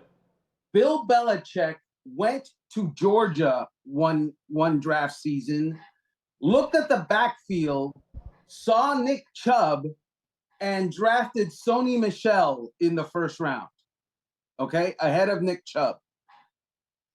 He needed wide receivers, and he didn't pick A.J. Brown. And he didn't pick DK Metcalf. He did, however, ahead of those guys that went in the second round, he did pick N'Keal Harry. Now, that's okay if you've got Tom Brady, basically covering up for the mistakes and making, Joe Schmo into a good receiver just because I'm going to put it on him every single time. But when it's Mac Jones not putting it on Joe Schmo every single time, you have a team that has been outscored 72-3 in the last 2 games, and their chances of being a good team this year are not outstanding. So, Kirk Cousins was finally asked about some trade rumors about him being dealt in the middle of this disappointing start for the Vikings. My question, Armando, is it's not whether or not, Kirk Cousins could improve certain teams. He could. But is there a team where that would matter in 2023 for Kirk Cousins to come in and help their fortunes? It seems like those teams don't really have much of a future this year either way. Right, because teams typically where it would matter typically have quarterbacks that are playing well enough to make them what? A playoff team. Yeah, exactly. And why do you mess with that in the middle of the season, number one? And number two, there are salary cap ramifications. Not everybody can afford to rent Kirk Cousins for whatever it might be here the rest of the season. Don't ask me to do prorations because I'm terrible at it, especially not with a calculator, but it could be $18 million or something. So it doesn't make a lot of sense. And it's the same thing with Kyler Murray. Why would any team, put themselves in a position to lose all that cap space, have to pay all that money for a guy that isn't healthy? What are they solving here? I don't understand. You can do it in the offseason. And my guess is with those two guys, if it happens, that's when it will happen. Obviously, Kirk Cousins being an unrestricted free agent in the offseason. Kansas City, they have their first divisional matchup of the season tonight against Denver. And watching them, Armando, you mentioned Brady and how he can make Joe Schmo into, Joe Talent in some situations. Mahomes has that great ability as well, the elite ability. This wide receiving core, though, is just not getting it done. They have 2 touchdowns combined on the season so far at the wide receiver spot. Kelsey's iffy. I know he's been reported that he's going to play. He's questionable for tonight. Point being, without Kelsey in the lineup, and we've seen it a couple of times now, who are the Chiefs? Wow, thank you for not asking me about Taylor Swift. Yeah, she will be in attendance tonight. I appreciate that to know. That was our first mention of the day, too, Armando. You'd be very proud. That was the first time it's even come up because you asked. That's amazing. Thank you. Thank you. The Chiefs right now are not a dynamic offense, okay? They know that. They won a Super Bowl not being a dynamic offense. They haven't been that since Tyreek Hill left, and they won a Super Bowl since Tyreek Hill left. And it's hard to say that they won't again this year because they're still winning despite the fact that they're not a dynamic offense. They do have a dynamic secondary. Those guys can ball. Those guys can play. They turn it loose. They attack. And they as much as anything are the reason that the Kansas City Chiefs are really good right now. And what Andy Reid has basically decided is we're going to live with these young wide receivers, none of which are Tyreek Hill in the making. We're going to live with them. We're going to develop them. Our quarterback is good. He's going to figure it out. He's not going to make big mistakes as we go on 8 to 10 play drives instead of 2 play drives.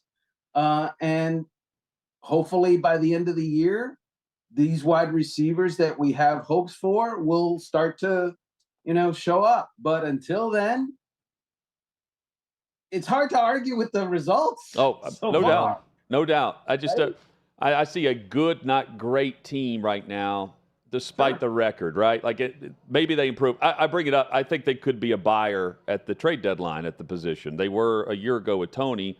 That hasn't been great. I think they just need a dynamic piece like we've seen over the last several years. It's tough to find, though, at the trade deadline. If you've got one, you're not trying to sell. Hey, final minute here with you. Two intriguing matchups just for the pivot of where these teams could be headed. Baltimore and Tennessee play in London. The Ravens are 3-2. They're 3-2 with the two losses because they continue to shoot themselves in the foot. Tennessee still trying to figure out who they are. And then Cincinnati hosts Seattle. The Seahawks coming off a bye, and then the Bengals go into a bye, and then there was a gauntlet stretch of some really tough opponents for Joe Burrow and company. Right. So Joe Burrow said that he is feeling as well or as good, depending on your grammar status, as he's felt since, he injured his calf, right? So that's good because last week, feeling not as well and as good, he was pretty good. Yep. And it's going to be very interesting when you see Jamar Chase versus Witherspoon. The last time we saw Witherspoon on national television, that was him going, I think, 98 yards the other direction with an interception. So good player. He's good. Jamar Chase, another good player. He's good. It's going to be a very interesting matchup. My question for the Tennessee Titans is, last week the Buffalo Bills arrived late in London. Oh, yes. You're right. They're on a flight right now. They're taking the late flight as well. We have to dive into this, Chad. Yeah, Armando. Thank you so much, Armando. Thank you, man. I love the work, and we love the visit each and every week. You're the best. Armando Salguero, our guest, coming up. That's my quarterback, and we'll discuss that trip to London.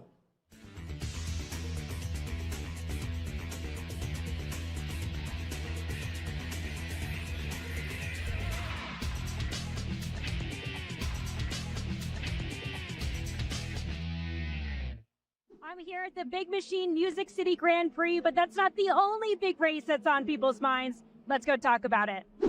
There's no way Biden can win again. There's just no way. Even the people that voted for him because they didn't like Trump, now at least have to see, senile, not all there. Probably won't be alive for 4 more years. Are you a Trump guy? Or are you a DeSantis guy? Or someone else? I don't like any of them. Who's your dream candidate? Who would you want to run? Myself. I think the best candidates probably are smart enough not to run. I just hope there's somebody that's young enough to care about the country instead of their politics. My fear is they get Gavin Newsom from California, and I think it would be the new cool vote for the younger people, and that's what I don't like. Who do you think on the Republican side would be able to take on Gavin Newsom? Great question. As a Republican registered, I love what Trump's body of work did, but they're just out to get him and destroy him, and we won't get things done, which is crappy for me to say. I thought DeSantis was going to be the guy. Trump only has 4 years left. He cannot fix everything that just happened in 4 years. And he's going to be battling indictments and all these false stuff for the next 4 years. We won't get anything done. And it'll just be this stalemate in America. That's why I almost don't want him in. But if he is the leading candidate, that's who I'm going to vote for. Is there any Democrat that you would vote for, consider voting for? Absolutely not. What about RFK Jr.? No. Who should our first female president be? Michelle Obama, of course. Okay. Yeah. I'm going to go with Harambe 2024. We have the 2024 presidential race coming up, and I wanted to see who you thought your favorite TV characters would vote for. Homer Simpson, who do you think he would vote for? Donald Trump, all the way. Vito Corleone. Whoa. Whoever advances the cause of the Corleone family. Yeah. Tony Soprano. If Tony Soprano is voting in the 2024 election, who do you think he's voting for? I'm going to go Ron DeSantis. Okay. Why do you think that? Just seems like a Ron DeSantis kind of guy. Is this a meatball joke that you're trying to make right now? What about Homer Simpson? Homer would vote for Biden because he's a dope. Who do you think Napoleon Dynamite would vote for? That's a good question. I actually don't know. There's a right answer here. He's voting for himself or Pedro. There's a Viking show, I think. Okay. Maybe that's Hulu. I don't know. So in the Viking show, whatever the main character is, who do you think they would vote for in 2024? Probably a A goat or a dog?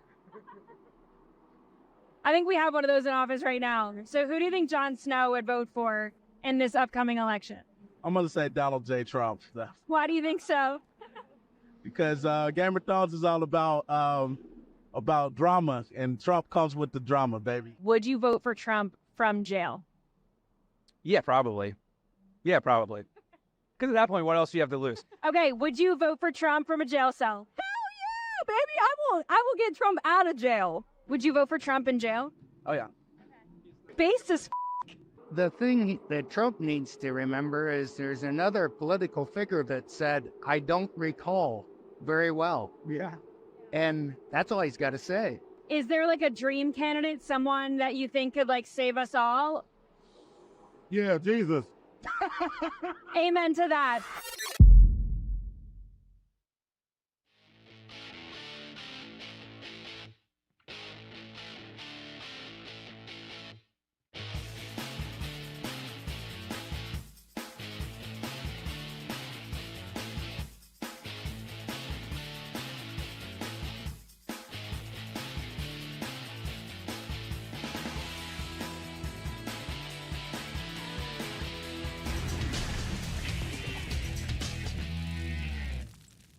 Our thanks to Armando Salguero for joining us. Also, Tyler Matzik, Trey Wallace. If you missed portions of the show, you can go back on the OutKick YouTube channel, catch the show on demand. Hot Mike with Hutton and Withrow.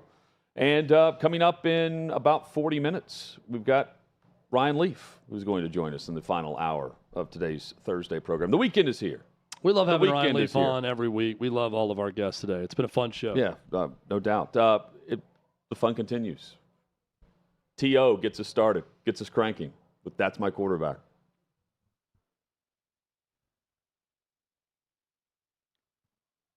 We'll get it right. That's my quarterback. We'll get it. Well, yeah. I can do a great T.O. impression. We can do that next time. Speaking of great T.O. impressions, how about Davey? Davey rocking well done, the shades. Davey. Thank you. Bringing those out for That's My Quarterback and On the Bus, Off the Bus. It does help, too, with just the lights in here. I'm not a fan of the lights. You can tell I'm pretty pale. I don't get out in the sunlight much either. But, guys, to start things off on this edition of That's My Quarterback, we're going with a future superstar.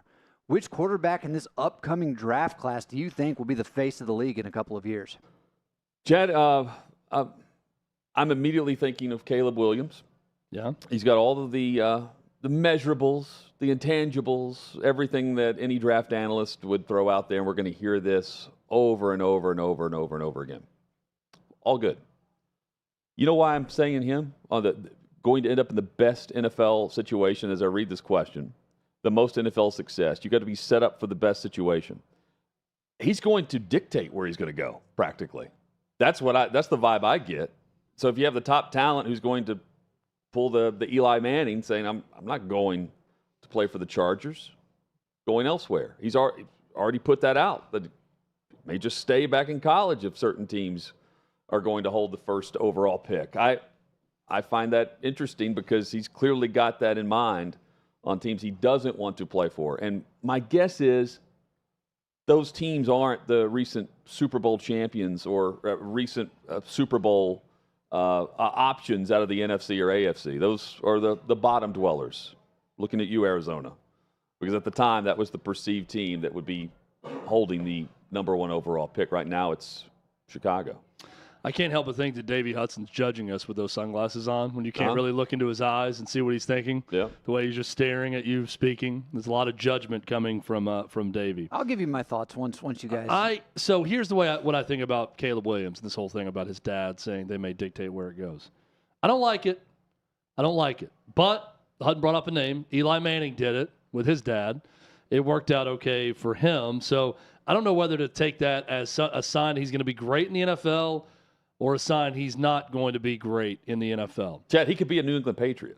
I mean, is that good? Well, no, but it's better than Arizona. Yeah, I guess. I'd rather play for Robert Kraft. Who's his coach going to be is the question. Well, I'd rather play for Robert Kraft than Bidwell. I hear this, though, and I immediately think about, remember Ryan Leaf saying if he had to do it over again, he would have told every team except the Pittsburgh Steelers that he wasn't going to go there and just set it up where he would go to that organization, and maybe he would have had success.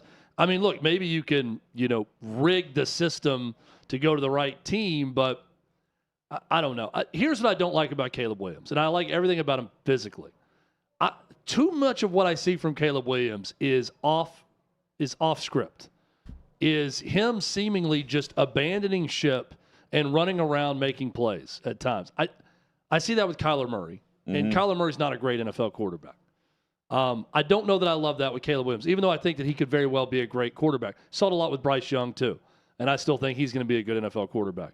My answer is Drake May because I just think he's the best. I think he's got the best skill set up to be the next great NFL quarterback. I think he's Trevor Lawrence on a good day in the NFL. That's what he could be week in, week out in the league. So I'm just looking at, I don't know where he's going to go. Right. I don't know who's going to coach him. I don't know what ownership situation he's going to be in. I think Drake May's the best NFL prospect of this group. So I'm going May. And it's all about fit. That's the other thing, too. It's just if you're going to be the number 1 or number 2 overall pick, you're going to a spot where, you mentioned Trevor Lawrence, and he's on his second head coach already. Go ahead with your judgment, Davey. Yes, I tend to agree with Chad on this one. While I don't think you're going to have quarterbacks go 1 and 2 in this year's draft class, I think Drake May is just going to be in a position where he can go in a better spot. Then we'll go 1 and 2 because the team will hold both picks. Well, I don't think Chicago will. I think they'll end up winning a few more games to where they won't be a top 2 pick. They'll probably be like 3 or 4. But Carolina, at this point, I would definitely put money on them having their pick that belongs to Chicago being number 1 overall. My question to you, and I'm just been kind of thinking about this. I'm trying to think of a good spot for both these guys to go to. Could you see the Broncos continuing to be so bad? Like right now, if the draft happened today, they would be picking 3rd overall. Yeah, the spot to go to is in Minnesota with Justin Jefferson. Well, they're 4th. So, and you mentioned the Pats in that conversation. They would be 5th as of today. But again, long way to go. And so, it's Denver would be a good spot too, though, if they decided to move on from Russell Wilson. Yeah. I could see Caleb Williams doing big things for Sean Payton. I think it's a good quarterback draft class, so it's a fun debate to have. It's going to be great. And, you guys were talking about just having the best situations. So that leads me to my next question. Which current quarterback in the NFL is in the best situation? And I'll start with this one. I think we started last year with you saying this is the year for Jalen Hurts to prove himself. It's all on him. With the acquisition of A.J. Brown a year ago, best offensive line in the NFL, I think that still holds pretty true this year. I'm going Jalen Hurts. I don't think a lot's changed from year to year. DeAndre Swift has that rushing attack going. They've got the offensive line. He's got A.J. Brown, Devontae Smith, Dallas Goedert. Got good receiving options around him.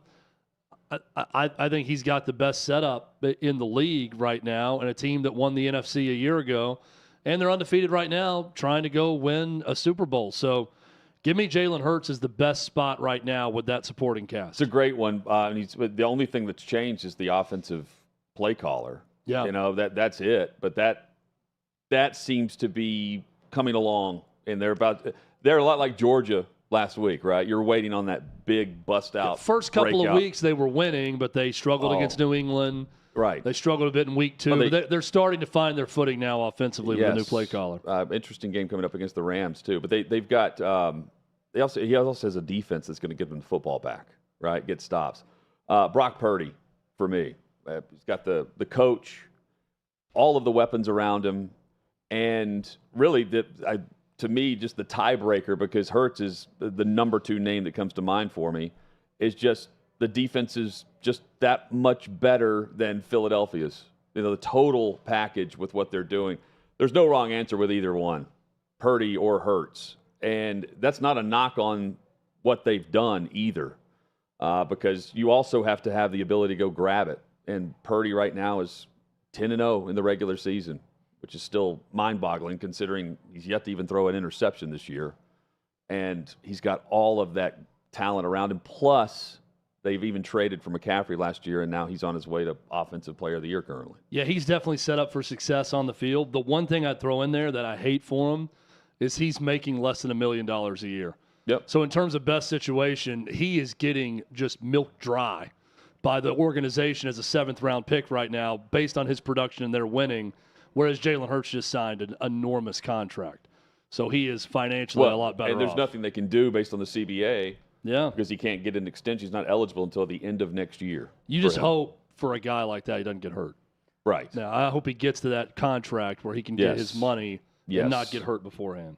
I know you guys knocked that one out of the park. Those were the two guys Oh, that came to thank my you. mind whenever I couldn't tell because of sunglasses. I liked it. Usually I can tell by your eye reaction whether you like it or not, but it's good to know verbally that you love those two answers. And What I was thinking, I'd like to affirm those were the two correct They were. answers to that question also. Yep. So good. I mean, they have the two of the best defenses in the league, and you look at their offensive line, and they each have skill players that can be, Who would be an third? explosive threat each time. That was what I was kind of debating, and people are probably going to push back on this one.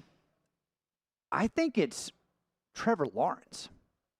And I say that because their offensive line's coming together, but they've made sure they've spent at the skill player positions. Their defense might not be there, but Doug Peterson's a Super Bowl winning head coach with Nick Foles.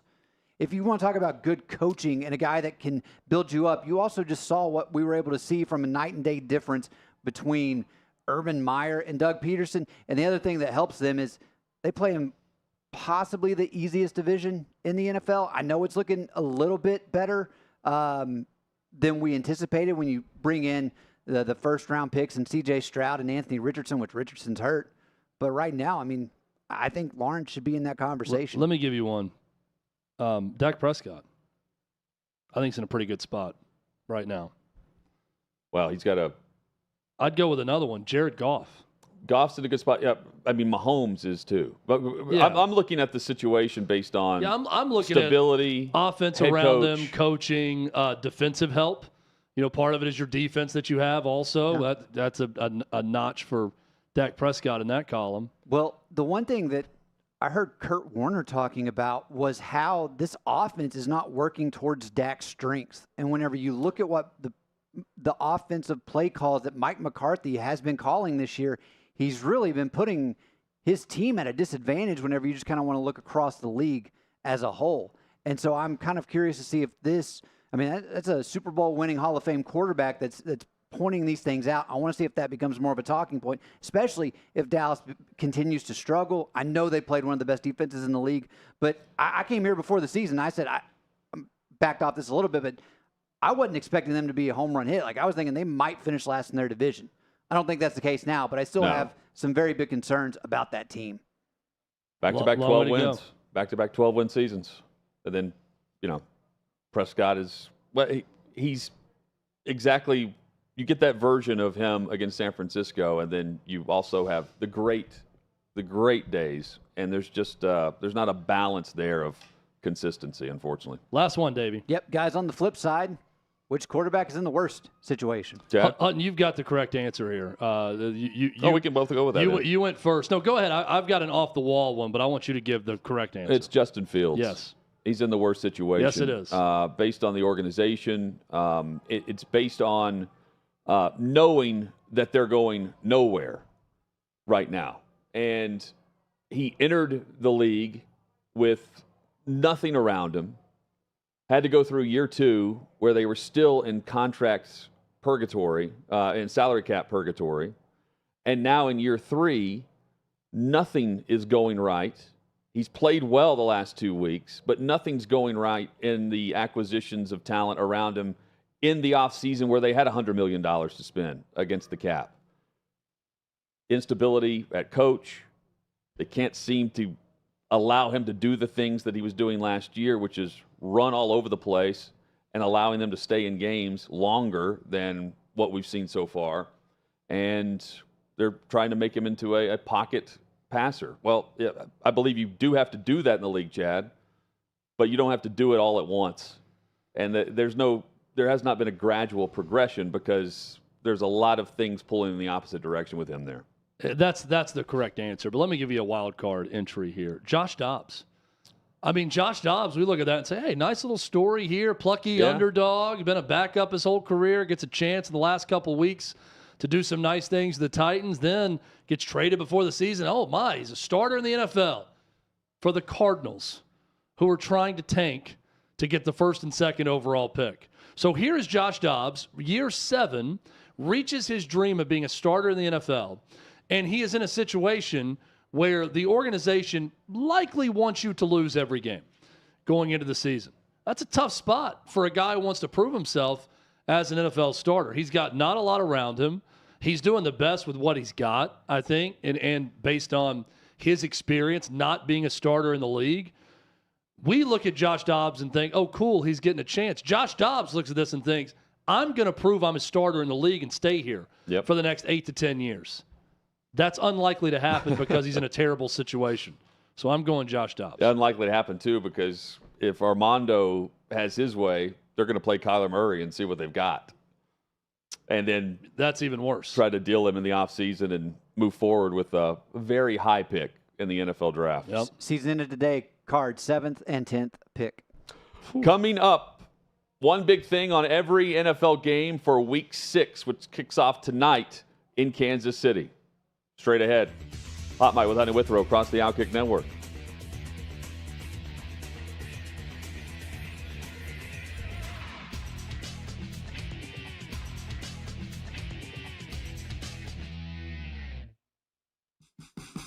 What you're experiencing is the bold taste of a Southern legend. Old Smoky Moonshine and Whiskey, authentic Tennessee mountain-style spirits.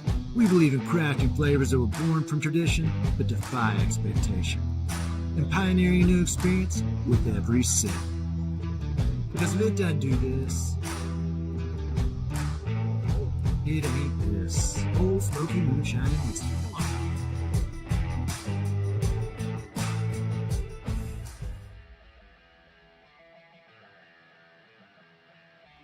Welcome into OutKick the show.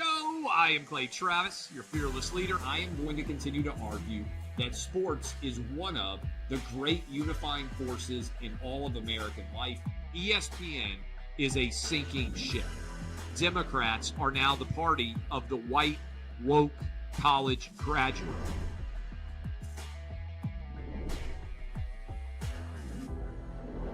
We live in a land of participation trophies. You gotta lean into the turns. You really gotta lean into the turns. When Leah Thomas walked in that first day, it got silent, and every girl was uncomfortable. Very difficult to go back-to-back years in the NFL with the number 1 overall pick. Is it fair for people to be upset with Barbie? I've been out of LA long enough to have forgotten that libs, no matter how ridiculous the scenario, are gonna live. Another week of inflation, another week with Biden with COVID, and another set of losers to crown. People don't watch the WNBA on TV, in person, on a plane, on a train, on a bus, or on purpose. I mean, what have you seen firsthand of how this has affected you in the plant and your fellow employees? Under Joe Biden, the Taliban has retaken Afghanistan. Putin has invaded Ukraine. So if there was ever a time for freaking aliens to inhabit and conquer Earth, now would be that time. We've seen coaches throw water bottles. We've seen coaches act like idiots. We've seen coaches slap other coaches. But I think if you're involved in carjacking, you're inherently a rotten human. The level of stupid that sometimes gets on our YouTube chat just gives me a headache. You're born a male, play with males. You're born a female, play with females. Don't at me about it. The American people are being cheated. We, ladies and gentlemen, are being cheated. There's no doubt in my mind he could have caught the ball in his back pocket if he'd been running. Blowing a lead and losing a game is 100 times more lasting and painful in some clubhouses than losing the game 15-0. If I had to start a list in the last 10 years of horrible underachievers, he's at the top. We were directly impacted by the whole Leah Thomas thing, and we were able to see you guys on the ground with your signs supporting. That was huge. They were saying, oh, it's only 1 or 2. That's rubbish, and we all know that's rubbish. Once those trans-identifying males were able to succeed, it just encouraged others.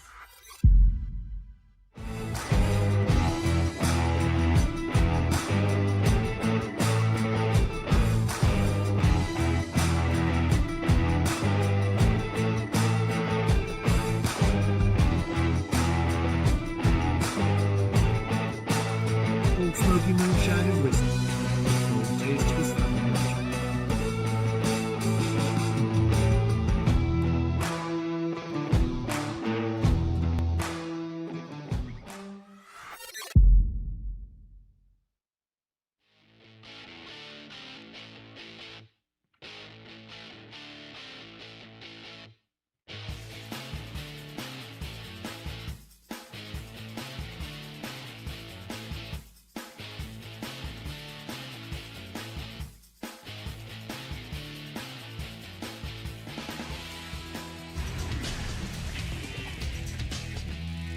Just like that, the final hour is here on the Thursday edition of Hot Mike with Heather Rolling Withrow. along today. Rolling along. Look at that. Rolling on the OutKick Network. Glad you're with us. Chad coming up in 20 minutes. Ryan Leaf will be on the show today. Always great, previewing NFL and college football across the board, which kicks off tonight for the NFL in Week 6. Kansas City hosting Denver. Chad, the weekend is here. It's official. You've declared Thursday the new start of the weekend based on football. It is by royal decree that Thursday is the new start of the weekend during autumn. Someone made fun of me in the YouTube chat for using the word autumn. They said, Chad would use autumn. You know what? I would. I will again. Autumn. It's not used enough. Now that it's Thursday, I think we need to use autumn more. Actually, I shouldn't say they were dissing me for that. It may have been a compliment. It may have been someone saying, oh, you just seem like the type of guy who says the word autumn. That could have absolutely been a compliment. So apologies to whoever put that in the YouTube chat yesterday. But in autumn, Thursday is the new start of the weekend. So congratulations, everyone. You made it. It's been a tough week at work. But here we are. We're having fun. We're being light. We're getting you through the week, and we're getting you into a fun-filled sports weekend that hopefully starts tonight on this weekend night with my Braves forcing a Game 5. I hope so, man. Against the Phillies, because I want to see series-defining Game 5. But what I hate about it is how we run into this problem where it's on a football Saturday. Game 5. And I just still have a hard time when you get, 13 or 12 or 13 big Saturdays in the fall, and that's it, of diverting my attention from college football. But I'll do it for the Braves in a Game 5. I will definitely do it there. So you're saying that you will not be you'll keep an eye on, but you're not heavily invested in Kansas City, Denver tonight. I will be watching Kansas City, Denver tonight. Yes, okay. I will be checking in during Braves, Phillies. I am also First very pitch quick, at especially 7:07 like Eastern. football's one that, okay, you're down a couple scores. I'll keep watching and see if it gets better. If the Braves fall behind 3 or 4 runs, I'm not watching. You're done. I will turn it away and turn back in 20 minutes and see if it's gotten any better. I have a hard time watching a game where my team is well behind. Unless at it's any football. point. Correct. Baseball, I can't do it. Football, I can. Allie, by the way, says she was not making fun of me, that it was classy that I used the word autumn. Thank you, Allie. You're classy. I bet Allie uses autumn as well. Yeah. Most sophisticated people do. Yeah, I need to use it more then. Yeah. Just so I can pretend to be sophisticated. I started reading today, Hutton, the book that inspired Oppenheimer. You told me I'm so into the Oppenheimer world after watching the movie that I went to my local library, which not a lot of people do anymore. I've been getting books in the library.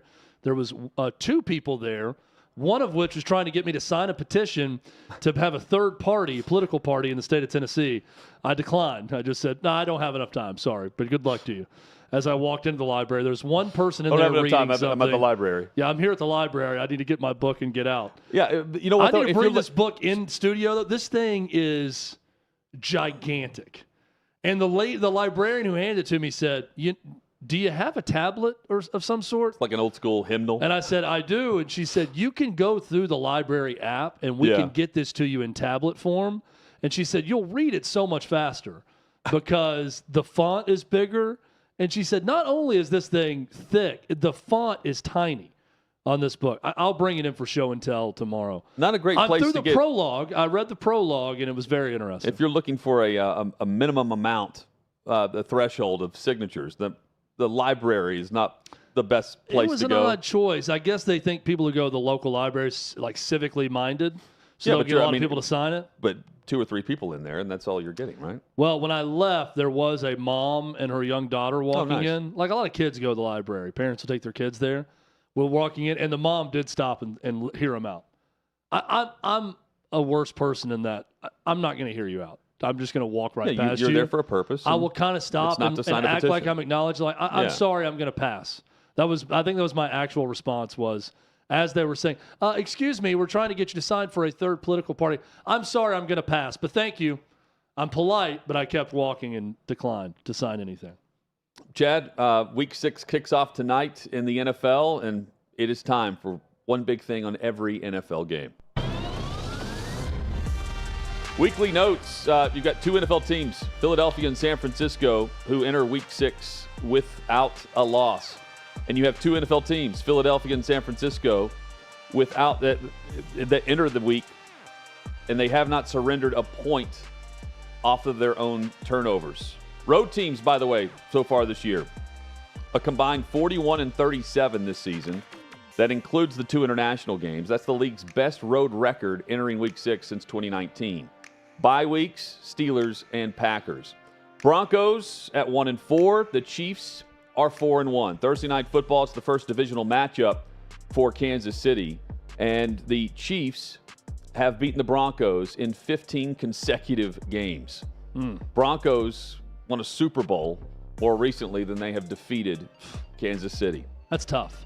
Divisional rivalry, you think they couldn't get one in that stretch? 15 straight is tough. Sean Payton, 10-12 now without Drew Brees. Heard a lot about Bill Belichick without Brady. Sean Payton now 10-12 is his record. Odd but true, the Chiefs are a surprising 9th in the league in scoring. They're averaging just under 26 points per game. Mahomes, last week, he became the first quarterback to beat all 31 teams before the age of 30. Love that stat. Ravens and Titans in London. It's officially a home game for the Titans. Tally-ho. Yeah, the Ravens, they have 13 touchdowns on 18 red zone trips. 72% touchdown rate. You've got the Titans offense, awful in the red zone.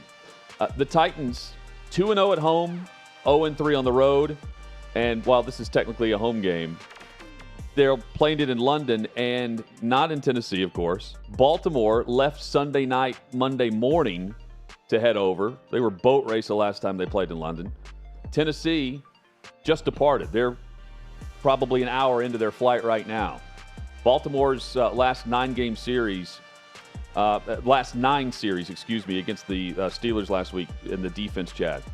3 turnovers, a safety, 3 punts, and then 2 turnovers on downs, plus 9 drop passes in the game. Am I wrong just to absolutely hammer bet the Ravens in this game because of the time they've had to get acquainted there, especially considering what I just saw from Jacksonville having spent the week in London after their game in London and the way the Bills looked? Yep. Lethargic to start that game against the Jags, and the Jags won. All Ravens in this one. Commanders on the road to take on the Falcons. Desmond Ridder, he passed for a career-high 329 yards last week, and now has Van Jefferson added to his wide receiver core. The Falcons have only scored 83 points this year, and they've allowed 96. But their record, they have a winning record. They're 3-2 right now. Commanders, they've failed against the run recently. Could be a big day for Bijan Robinson. Get ready. And Ridder, by the way, David mentioned this a couple of weeks ago. He is now 31-0 at home in his collegiate and pro career. That is crazy. 31-0. That's cool. Vikings hit the road to take on the Bears. The winner of this game gets out of the NFC North basement. The Vikings, they've been solid against rushing quarterbacks. They've held opposing quarterbacks to the 5th fewest yards per carry. And that is a schedule that includes facing Jalen Hurts, Justin Herbert, and Bryce Young. Justin Jefferson's on injured reserve. That means Jordan Addison needs to pick up the pace. 19 catches for him. And the over has hit in all 5 games for the Bears this season. It's the only team in the NFL where the over's hit in all 5. In some of those games, it's because they're terrible on defense, not because their offense is lighting it up. Still pays if you take the over, Jeff. Yeah, hey, it's good betting advice. Seahawks are 3-1. They're coming off their bye week. They travel to Cincinnati. The Bengals are 2-3. Jamar Chase targeted 19 times last week. He finished with a single-game franchise record, 15 catches, and his first touchdowns of the season. He scored 3 times. Seahawks, they don't have a great pass defense top to bottom, and that means Chase and Burrow could be connecting again as what did Chase say? I'm always open? Yeah. Feed me the football? I'm always bleeping open, yeah, in fact. That's right. Can the Bengals get after Geno Smith? Trey Hendrickson, Sam Hubbard. The Seahawks are hurting at the tackle spots. If they do that, Cincinnati is going to win this game. 49ers, of course, 5-0. They're taking on the 2-2 Browns.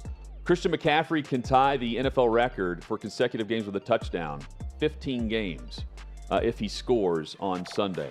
Browns, of course, coming off the bye. Don't know if Watson's going to be available. He did not practice again today. It still hasn't lost a regular season game, Brock Purdy. He's 10-0, and he hasn't thrown an interception this season. And, Chad, you brought up Purdy's salary, $870,000. Deshaun Watson's salary this season, $46 million. The two quarterbacks who could be on the field. If not, the and millions based on will still be hanging over performance, there. you should flip those two. Yeah. Saints and Texans in Houston. Through 2 weeks, Alvin Kamara, 24.5 touches per game. His previous career high was 22. He's come back in the mix, and they've fed him the football a lot. C.J. Stroud set an NFL record for attempts to start a career without an interception, 186.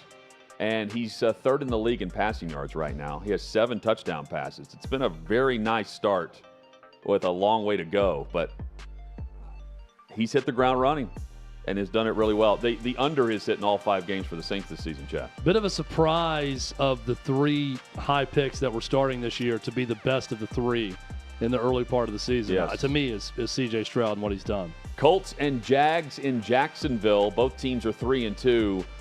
Keep in mind, Jacksonville spent 2 weeks in London. They're coming back to host the week later. And Who else is coming back to Jacksonville? Minshew taking on his old team. Minshew Mania's back, baby. When Minshew's been in the lineup for Indianapolis, the Colts turn around and they hand the football off. Running backs, when Minshew's in the lineup, have at least 30 touches combined. Expect that to rise. With Jonathan Taylor now, he's full go. Zach Moss is coming off a career performance. Load up on the run game in this. And fantasy football league players in the past 4 weeks, Christian Kirk has twice as many receptions per game compared to Calvin Ridley. Going the opposite way there. Panthers at 0-5. They're taking on the Dolphins. Last week, the Dolphins scored 31 points in, 3 quarters before they let their foot off the gas. Dolphins defense built to rush the passer, and that's pointing to an 0-6 start for Carolina. Dolphins are averaging 32.6 points per game this season. That's best in the NFL. They lead the league in both passing offense and rushing offense. Late afternoon kickoffs, Patriots and Raiders. It sounds crazy, but the seat is hot for both coaches in this game. Josh McDaniels takes on Bill Belichick. Mac Jones, he's lost 12 straight games as an underdog. The Patriots made Jacoby Myers a low-ball offer. He then went and got what he wanted, $33 million in Las Vegas. Well, Juju Smith-Schuster took that same offer and signed in New England. Cardinals and Rams, after being taken with the 177th pick, Nakua is second in the league with 572 receiving yards. Devontae Adams, A.J. Brown, the only other players in the league who have a higher team target percentage than Puka Nakua right now. It's a great story. And the Rams, surprisingly competitive, at least in my opinion. Eagles are 5-0. They're on the road to take on the New York Jets. Jalen Carter, rookie defensive tackle, tied for 7th in the league with 23 quarterback pressures. The Eagles always do well at talent evaluation. In this case, it fell to them. They moved up to 9 and got the best player in the top 10. Lions and Bucks. Detroit is legit. 12-3 in their last 15 regular season games. They can run, they can pass, they can do it all. They rank 4th in scoring right now across the NFL. Sunday night football. It's the Giants hitting the road. They're in Buffalo. Not a very long road trip for them. Giants at 1-4. Buffalo 3-2. And dating back to the 2019 season, the Giants and Jets have played a total of 25 night games. Combined, 2-23 is the record since 2019. That's rough. Daniel Bills, Jones. a 14.5 point favorite this game, by the way. Daniel Jones, he's been sacked 17 times the past 2 games. And he left Sunday's game with a neck injury. And Saquon Barkley, whenever he's not in the lineup, it's brutal. They don't have much going on. 34 possessions the last 3 games. They have 1 touchdown, 6 field goals, 3 interceptions, and a fumble. Brutal what's going on there. Monday Night Football, Chad. Chargers hosting the Cowboys. Chargers coming off the bye. Dallas reeling after what happened last week against San Francisco. And Austin Eckler is scheduled to make his debut for Los Angeles. Revenge game for the offensive coordinator, Kellen Moore. Chargers, they have played down to their level of competition. That's not going to be the case this weekend if you buy into the fact that they play up or down to their competition. That's for Dallas. CeeDee Lamb, he's been upset about his lack of touches recently. I expect him to get the football a lot like Jamar Chase did. Maybe not that many. If they want to feed him that much, have at it. Would love that for fantasy football. Justin Herbert, 1 interception on his 145 pass attempts this year. He's protecting the football a lot better.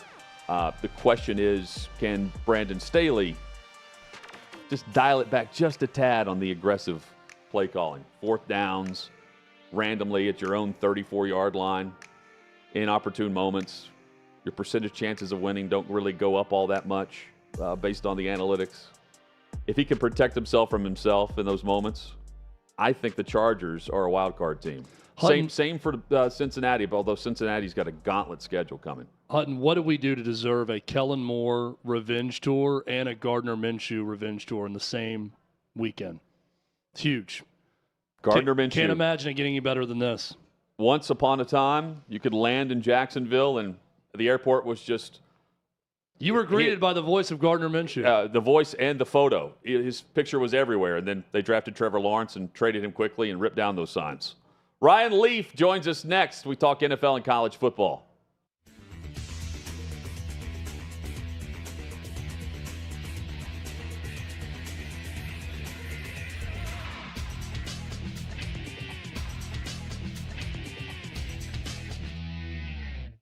I'm here at the Big Machine Music City Grand Prix, but that's not the only big race that's on people's minds. Let's go talk about it. There's no way Biden can win again. There's just no way. Even the people that voted for him because they didn't like Trump, now at least have to see like senile, not all there.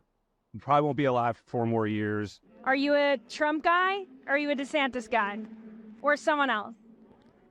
I don't like any of them. Who's your dream candidate? Who would you want to run? Myself. I think the best candidates probably are smart enough not to run. I just hope there's somebody that's young enough to care about the country instead of their politics. My fear is they get Gavin Newsom from California. I think it would be the new cool vote for the younger people, and that's what I don't like. Who do you think on the Republican side would be able to take on Gavin Newsom? Great question. As a Republican registered, I love what Trump's body of work did, but they're just out to get him and destroy him, and we won't get things done, which is crappy for me to say. I thought DeSantis was going to be the guy. Trump only has 4 years left.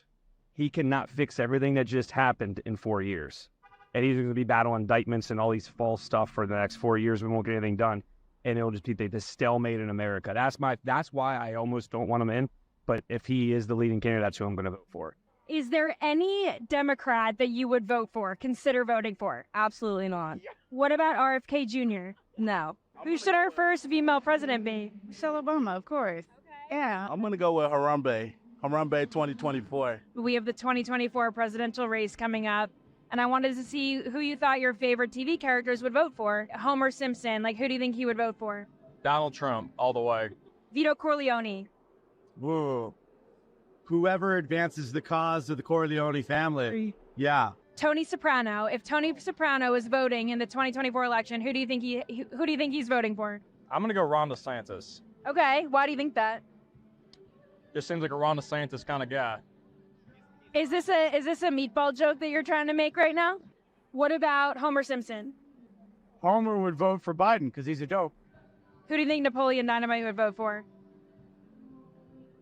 That's a good question. I actually don't know. There's a right answer here. He's voting for himself or Pedro.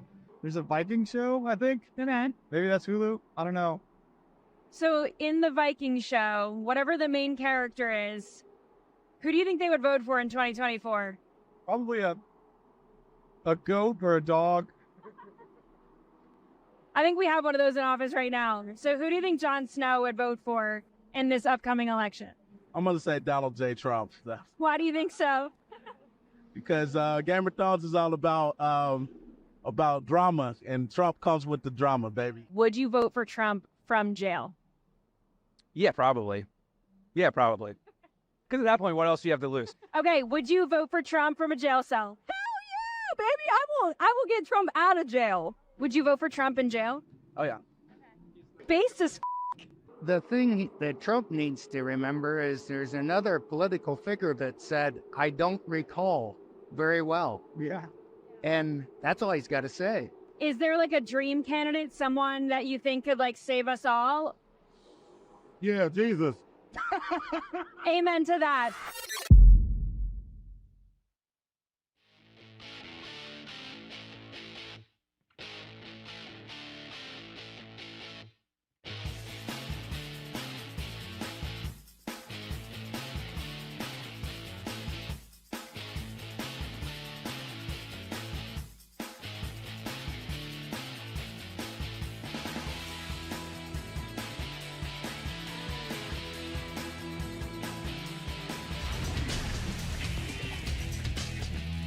Sixth and Peabody, our location with Yeehaw Beer and Old Smoky Moonshine. Glad you're with us across the OutKick network as we broadcast from Music City, Nashville, Tennessee. Ryan Leaf about to join us coming up in just a couple of minutes here as he jumps into the Zoom room. Chad, pretty big, yet another week where the Pac-12 is on center stage for college football and the national audience. And massive matchup in regards to Washington and Oregon this week for the college football playoff and much more. That is the big one. Interested to see what the reception is like with College Game Day in town. We'll probably get into this with Ryan here momentarily, considering the animosity that a lot of Pac-12 fans feel towards ESPN. Yep. So we can certainly get into that. But that game, along with USC in South Bend, take on Notre Dame. Big weekend for the Pac-12. He's the host of the Straight Line Pod, and he joins us weekly at this time. For that, we're very grateful. Ryan Leaf, how are you, man? I'm good, fellas. Good to see you. Big college football weekend. Yeah. Hey, break this down for us. What Washington, Oregon, and one or two matchups that will decide this game? Defensive stops, period. Just it's what defensive front is able to get enough stops. Is it going to be 3 or 4 for one team? Because that's going to be the difference. It's going to be a high-scoring game, very similar to last year, and it's going to come down to who gets more stops. You would think that lends itself to Dan Lanning. Okay. But you just don't know. And ironically enough, in an offensive shootout, it's going to come down to a defensive stop or a turnover that ultimately changes the course of this game. The fact that it's in Seattle, I think lends itself to Washington maybe walking away from this victorious. Do you get the sense that the winner is facing the loser again in the Pac-12 championship, or is it way too early to get there? Way too early to get there. You have no idea how this is going to play out. UCLA, if their freshman quarterback continues to improve, their defense is special. That's something that Chip Kelly hasn't had in a long time. Oregon State's still a team to be reckoned with. Utah's going to have to say in things. Yeah. People probably still think USC does. It doesn't matter if they win or lose against Notre Dame this weekend. They're still in the Pac-12 conference dealing with that. But, they've got a tough row to hoe over the next 6 weeks. Washington State's still in the mix. They really are. They go to Oregon in 2 weeks after they host Arizona this week. So, yeah, this is just one in a line of a lot of great games in the Pac-12 over the final 6 weeks of the season for sure. What is it about Bo Nix at Oregon in this version of Bo Nix quarterback that we didn't see at Auburn? Well, I think there was instability at Auburn, right, in terms of what they were doing with the head coaching position, where they were going offensively. I think there was a lot of instability, and you need to have consistency. It maintains success. It maintains confidence and trust in your offensive coordinator and what you're trying to do. And he's found that there. Kenny Dillingham, of course, was with him in Auburn, so they had that. He feels very, very comfortable in Eugene doing what they do offensively, and it showcases. He doesn't turn the football over. He doesn't. One turnover this year, and they've been explosive, and the defense backs him up, which is just another example of complementary football that Dan Lanning brings to the table. So I was just scrolling through, as they call it, X now, and not Twitter. Jim Williams, who's a guy who's closely affiliated with the Pac-12, we've had on the show. He's a sports media insider. He threw out the question, and not really a question in one part of it, and just said, there's legitimate animosity with the Pac-12 towards ESPN. And he said, it's going to be fascinating to see the scene as College Game Day goes to Seattle on Saturday morning, where there are a lot of people in the state of Washington calling on Cougs fans to show up, even Washington fans welcoming them in to chant at College Game Day as the broadcast is going on. Brian, I'm not trying to get you in trouble with Kirk Herbstreit again on this, but what do you think about the scene as ESPN College Game Day goes to this big Pac-12 game, given the things that have happened with the conference and given ESPN's involvement with that? I think this is only the fifth top 10 matchup ever to go down in Husky Stadium. It's a big game. Wow. And that's a big deal. And so, College Game Day is the mainstay, right? It's what college football has been about. Our biggest complaint around this was the fact that they weren't celebrating a couple teams, but instead making fun of them. So yeah, I think there's probably some resentment there. I wouldn't be surprised if instead of a ton of cheering and everything, there could be some unchoice words muttered towards the likes of McAfee and Herbstreit and their ilk. But if they want to celebrate their team, they'll be there in full force. It's a great venue. It's going to be dark, right? It's a West Coast thing, so it's going to be early in the morning, 6 a.m. out there Pacific time on Lake Washington. It's a really beautiful venue. But also, I think the thing that's brought up and continued the animosity towards ESPN around this is their inability to take any sort of accountability for that. They just let McAfee go out there the next week and absolutely just kind of take a huge dump on Washington State and just call them out. There was no accountability. Herbstreit, backing him up. I don't know what McAfee's got on Herbstreit. I don't know if there's a P tape out there or something like that. I don't know. But that's something that I could never quite understand. And then McAfee goes on his show the next day and pretty much tells Washington State to F off. I just could not believe how they doubled down on that. And so I could see a reactionary moment from the likes of fan bases out there. I also want to see what Washington State does 2 weeks from now when they have the ABC game, the 12:30 ABC game, whether or not they even interact with the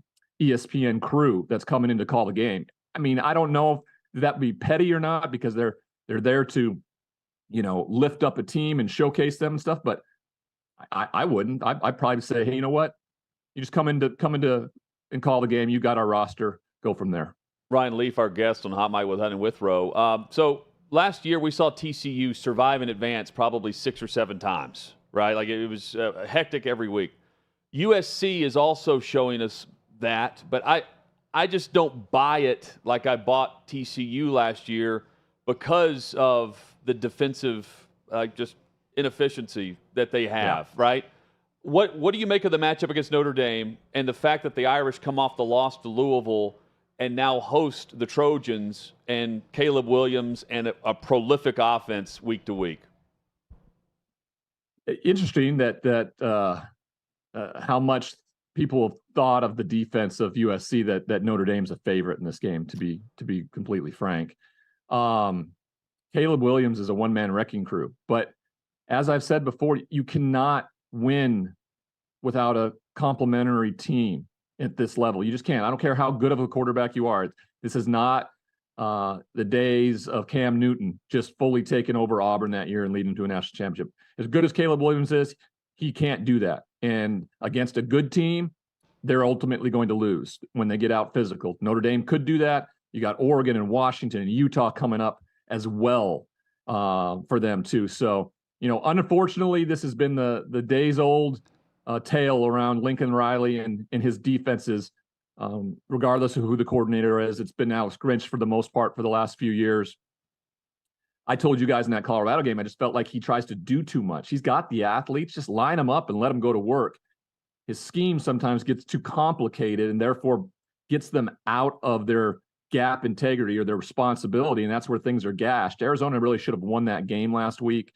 So I suspect that there's a reason why Notre Dame's favored in South Bend, coming off that loss to Louisville. I do think they have a really good shot of giving USC their first loss this weekend.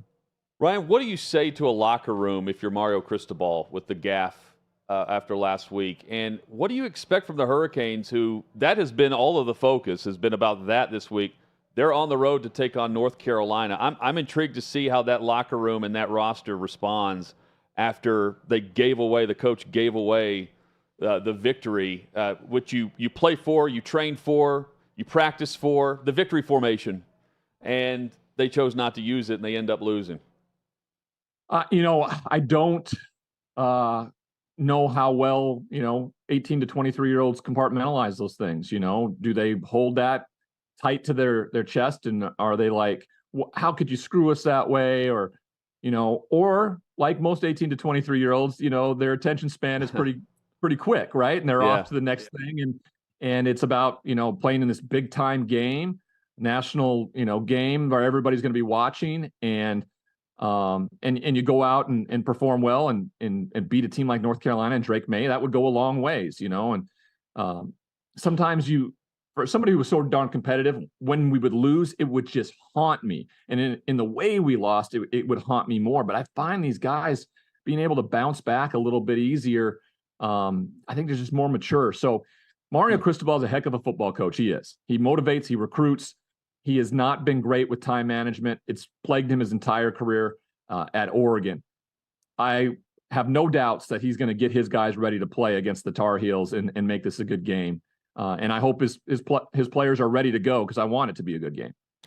Whenever you watch the New England Patriots, when you see Mac Jones, do you see a Mac Jones problem with New England, or is it much worse than that?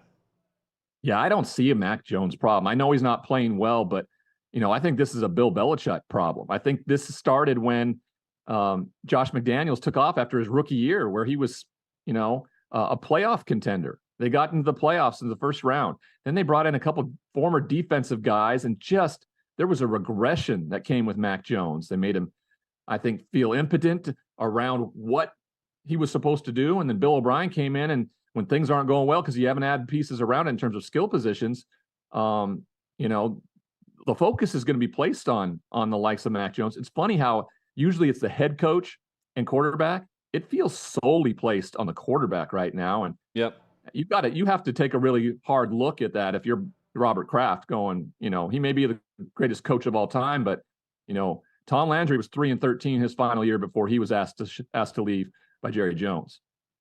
Ryan, can we start talking about the 49ers possibly going 17-0? Not just because they're undefeated right now, but because the way they're beating people. I know they got a trip coming up to Philly, and that's one to watch with the two undefeated teams right now in the league, but just how good is this 49ers team top to bottom? They're really good, and they have probably one of if not the best quarterback in the NFL. And everybody can argue the system, this, that, and the other. Doesn't matter, right? At one point, Tom Brady was a system quarterback, and that doesn't mean it was a derogatory term. He just was great at what the offense needed to execute. And there's nothing that has showcased to me so far over the first 5 weeks that you're going to eliminate that from Brock Purdy. Some of the throws he made, the processing that he went through in that game against the Cowboys, against an elite defense, he is a franchise quarterback.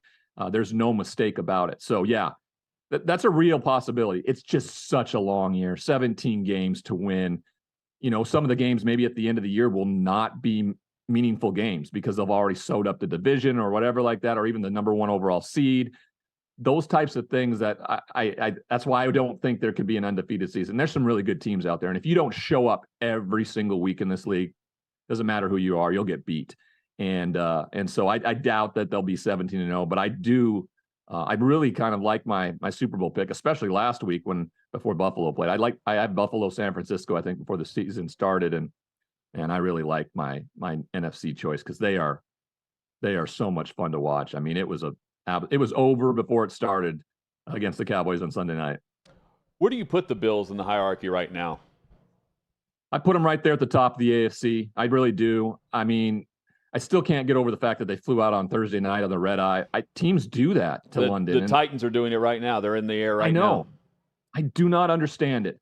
The legs are going to be heavy, and that's exactly what we saw. You saw a team that had been in that time zone for an entire week and played a game, and you saw another team that was sluggish and didn't seem energized, and then they lose their, two best defensive players in the first half, and you're just like, what are we going to do? So I expect them to come back and, beat down on the Giants, get right game with Brian Dable's return on Sunday night and, keep trudging along. They beat the team they needed to in the East in Miami, and they need to keep doing that and to get to that place to be division champ and once again go through the playoffs. So I still think they're very much at the top of the AFC. Check out the Straight Line Pod. Ryan D. Leaf is how you can follow Ryan on social. Good Morning Football and much more is where you can.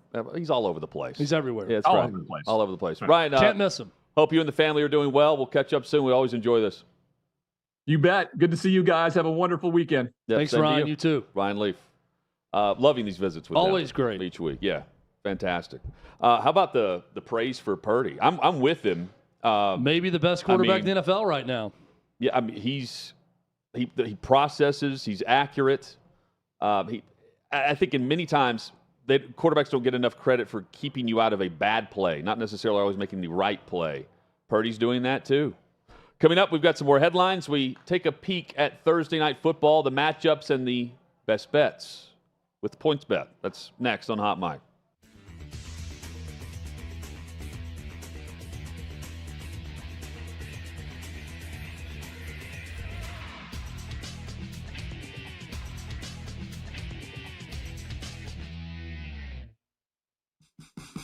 What you're experiencing is the bold taste of a Southern legend. Old Smoky Moonshine and Whiskey, authentic Tennessee mountain-style spirits. We believe in crafting flavors that were born from tradition but defy expectation. And pioneering a new experience with every sip. Because if it doesn't do this, it ain't this. Old Smoky Moonshine and Whiskey.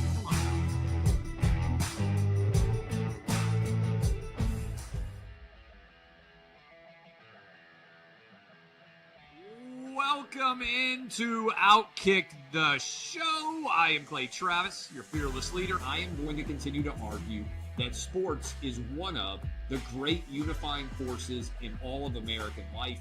ESPN is a sinking ship. Democrats are now the party of the white, woke college graduate.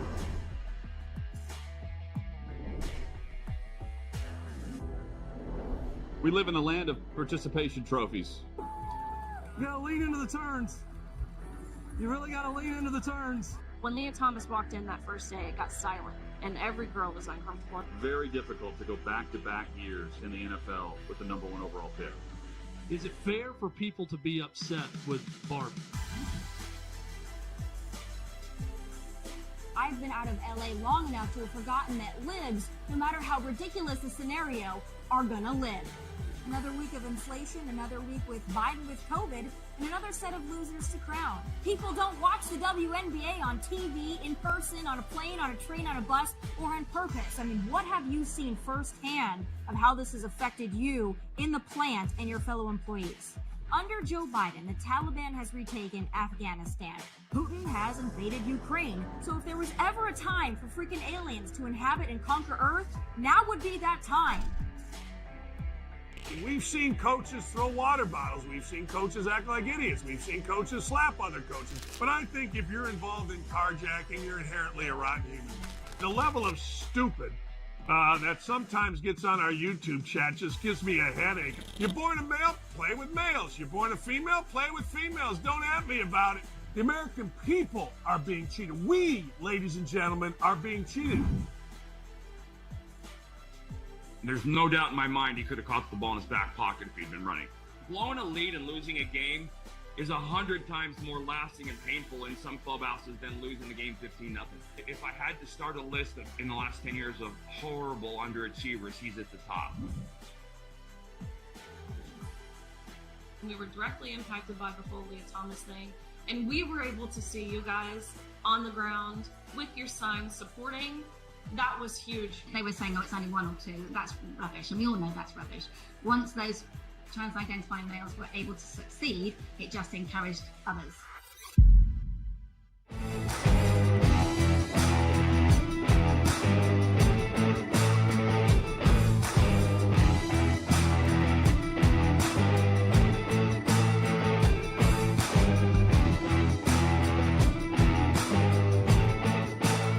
Old Smoky Moonshine and Whiskey.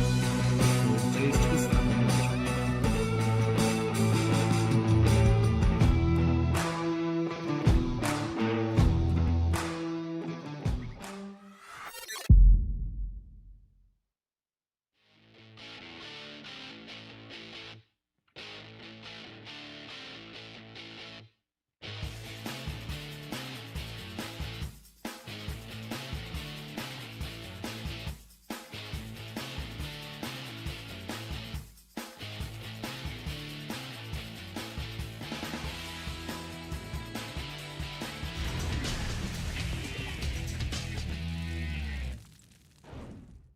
Been a fun show today. Hot Mike with Hutton and Withrow. Wrapping up a fast-paced show. We have great visits with solid guests throughout. Tyler Matzik, Atlanta Braves relief pitcher who's on the mend from Tommy John surgery, joined us. Chad, your Braves first pitch coming up in, an hour and a half roughly or so? 2 hours. It's a late one. I think it's 8:07 Eastern time, 7:07 Central tonight. Okay. So All right. a little more than 2 hours away. All right. Got the early yesterday and the later this one. Not bad. Tonight, Season gets to last a little bit longer. That's always nice. Kansas City and Denver tonight on Thursday Night Football. And we'll give our picks in just a moment. If you haven't taken your shot with PointsBet, now's the perfect moment. Big reason why. Exclusively first-time PointsBet users, you can grab this unique offer. Right now, new PointsBet users can get up to $1,000 in second-chance bets. If your first bet doesn't go as planned, PointsBet has your back with a second chance. You can get this offer by visiting OutKick.com/bet. You complete the registration process right there with PointsBet, and then you make your first bet. If your first bet happens to lose, then that's when the second chance bets come into play. Remember, terms and conditions apply. You've got to be 21 or older in legal gambling states. Gambling problem, 1-800-GAMBLER. Head over to OutKick.com/bet right now to snag this offer. Chad, is it 10.5? Is that the spread tonight? Yeah, I initially looked. It was 11. It's at 10.5 right now. I like the Broncos to cover. I think they have a good effort tonight. I don't think Kansas City is firing on all cylinders right now. They're not, yeah. I think KC wins the game, but I like Broncos plus 10.5 in this one. So I agree. I'm staying away from the spread. I'm going to take the under, though, for the reasons you just stated. Kansas City doesn't have this, juggernaut of an offense that's putting up, 8th, I believe, in points, 7th in points right now in scoring. Now, they're averaging 26 points per game. I mean, across the league, they're, vast majority of the league would take that immediately. Denver has one of the worst defenses that we've seen. And, yeah, it's going to be a tall task for the Broncos, but it's just not a high-scoring Kansas City offense currently. I would take the under at 47.5. Ooh. And I think it's just your slog of a Thursday night football game. I mean, the attention will be there based on Taylor Swift, who will be in attendance at Arrowhead. Sounds like Kelsey's playing. And, yeah, there's your update on why so many eyeballs will be on the Thursday night football product tonight, because this Broncos team is, while Russell Wilson is second in the league, I believe, in passing yards, he's first in touchdown passes. It hasn't been an awful season to start for him. The connection with Sean Payton and Russell Wilson. On the defensive side, though, Chad, there's no way you can back Denver for anything other than, to me, you're playing the over-under or just your game props. I like, right now it's Russell Wilson over-under 19.5 rushing yards. I would take the over. Underrated part of tonight's broadcast. Go ahead. The amount of animosity Al Michaels will have towards any showing of Taylor Swift. You think so? He is going to be the biggest crotchety old man about this the entire time. And I'm getting tired of it also, so maybe I'm an old man as well, just like Al Michaels. Well, he is not going to play ball with Taylor Swift the I don't entire know. time. He has gotten more and more. Even this year, I love when he had to read the promo for, I think, Commanders Bears, and he just did it deadpan. Next week, Commanders Bears. And they're just playing the music, and he would say nothing else. I'm telling you that's going to be an underrated aspect of this game tonight is Al Michaels' unwillingness to play ball the way other announcers have with Taylor Swift. Can you imagine if Denver wins this game? Or maybe it'll excite them, thinking that a lot of people are watching again. They lose to the Jets and turn around and beat Kansas City at home. It'd be crazy. The issues with Kansas City are at wide receiver for me. This is the game to have the breakout, get it right game and match up against the Denver defense. I just can't wait to hear Al Michaels have Swiftie song references throughout the broadcast. That's what I care about. We'll see if he could do that. Al Michaels, I don't know what the streak is, but anytime that he's talking about dinner, it's always a steak, always filet. The dude eats nothing but filet. Yeah, every single day of his life. When you're Al Michaels, you can do that. That's his lunch. He's looking for a lunch spot, and he's saying, who has the best filet in town? He knows. And Kirk Herbstreit saying, for lunch, Al? You want to go? Yeah, for lunch. Let's go get a filet. How happy do you think Amazon is about the Taylor Swift development? That's the thing, is the networks are loving it based on the numbers. Prime Video is very happy. Yes. Chad, you're not very happy about last week's NFL Eliminator pick. I think I went with the Commanders, right? Is that what I went with? Yeah. Yep. All right. Commanders end up losing. So, Davey, am I eliminated? You are. All right. See you guys. I mean, technically, if it makes you feel better, we gave you another opportunity to come back in after week 1, so. Chad's out. Chad's out of here. So how are we doing? So now we continue this, Davey, right? So we get a loss, and then I'm out because I lost last week as well. I took Houston, and I was feeling great until the short drive ended up with a chip shot. It was longer than that, but the chip shot allowed Atlanta to win at the horn. Definitely a close game, and you mentioned it during your one big thing. I mean, Desmond Ridder still undefeated at home. He's able to I'm back. Make it happen. Good. Chad, you get to now rate our selections today, if you don't mind. I've got a beverage here. I'm ready to go. Yeah, let's go. Let's rate you guys. I'm taking Miami. I lucked out because I haven't used them yet in the NFL Eliminator picks. This is the layup game, at least on paper, given the prolific offense of the Miami Dolphins and what's not going to happen for the 0-5, soon-to-be 0-6 Carolina Panthers.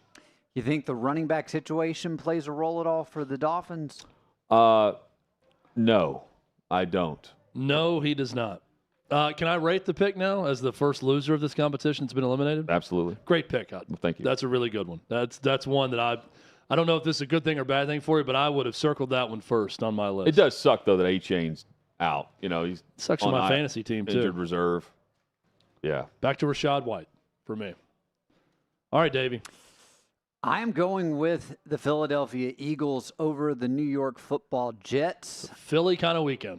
Yeah, I just don't trust Zach Wilson at all. He's not going to be able to do anything against this defense. And while I like Breece Hall, I think on most Sundays he's able to give the team at least that little boost. I mean, you saw him break that one long run against the Broncos. You're not doing that to this Philadelphia Eagles defense. I mean, that line has been the best in the league by far. And if you know, all I got to do is stop the run, which is what Philly has to do whenever they're going up against Zach Wilson. Pretty easy defensive game plan. So it is on the road. It is at MetLife, but it's not going to make a difference when it's all said and done. Do you guys find yourself rooting for the Jets just so they stay somewhat relevant so we can keep talking about it and watching this Zach Wilson Jet story? I'm all in on them. I want them to. I would love for them to be Philly this weekend. Love it. They're going to be competitive with the defense, playing the way it is. The problem is they're going to get in these crunch situations, and Wilson's not that guy. He's not the consistent playmaker, and people went crazy with what he did a week ago. And I'm thinking it's the Denver Broncos defense that's a massive upswing for Wilson going against that group. Game. It was a close game, but I'm saying Wilson made the plays against the Denver Broncos defense. I'm just not. He takes on Kansas City, he's fumbling. That's the difference. It's going to have to be a game where I think the Jets are going to be competitive down to the wire for a wild card spot because the 7th spot is available now. I don't think they're a playoff team. So weird circumstances in the KC game because defense was awful to start the game. Yeah. They're down 17. Now they spotted them 17 points. Zach Wilson legitimately gets hot. He was great in that looks game. Really good.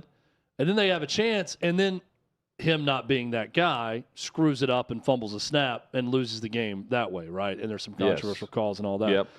The way they win is defense doesn't spot the opponent 17 points. They're great because they are great. And it's that Zach Wilson, it's there for him just not to screw it up. That's how they beat Philly. I hope so that's how they beat anyone. I mean, I love watching that kid play. He's electric, but just imagine if he had Aaron Rodgers right now, what he'd be able to do to a lot of these defenses. Chad, if you had a pick, can I guess who it would be? Sure. Baltimore. That would have been one of my choices. I probably would have gone with yours, Hutton, if I had a pick in front of you. I would have gone Dolphins. Baltimore's a good one. I like Ryan Leaf. I don't like this whole situation where one team is there 4 days in advance of the other team. That's up to the team.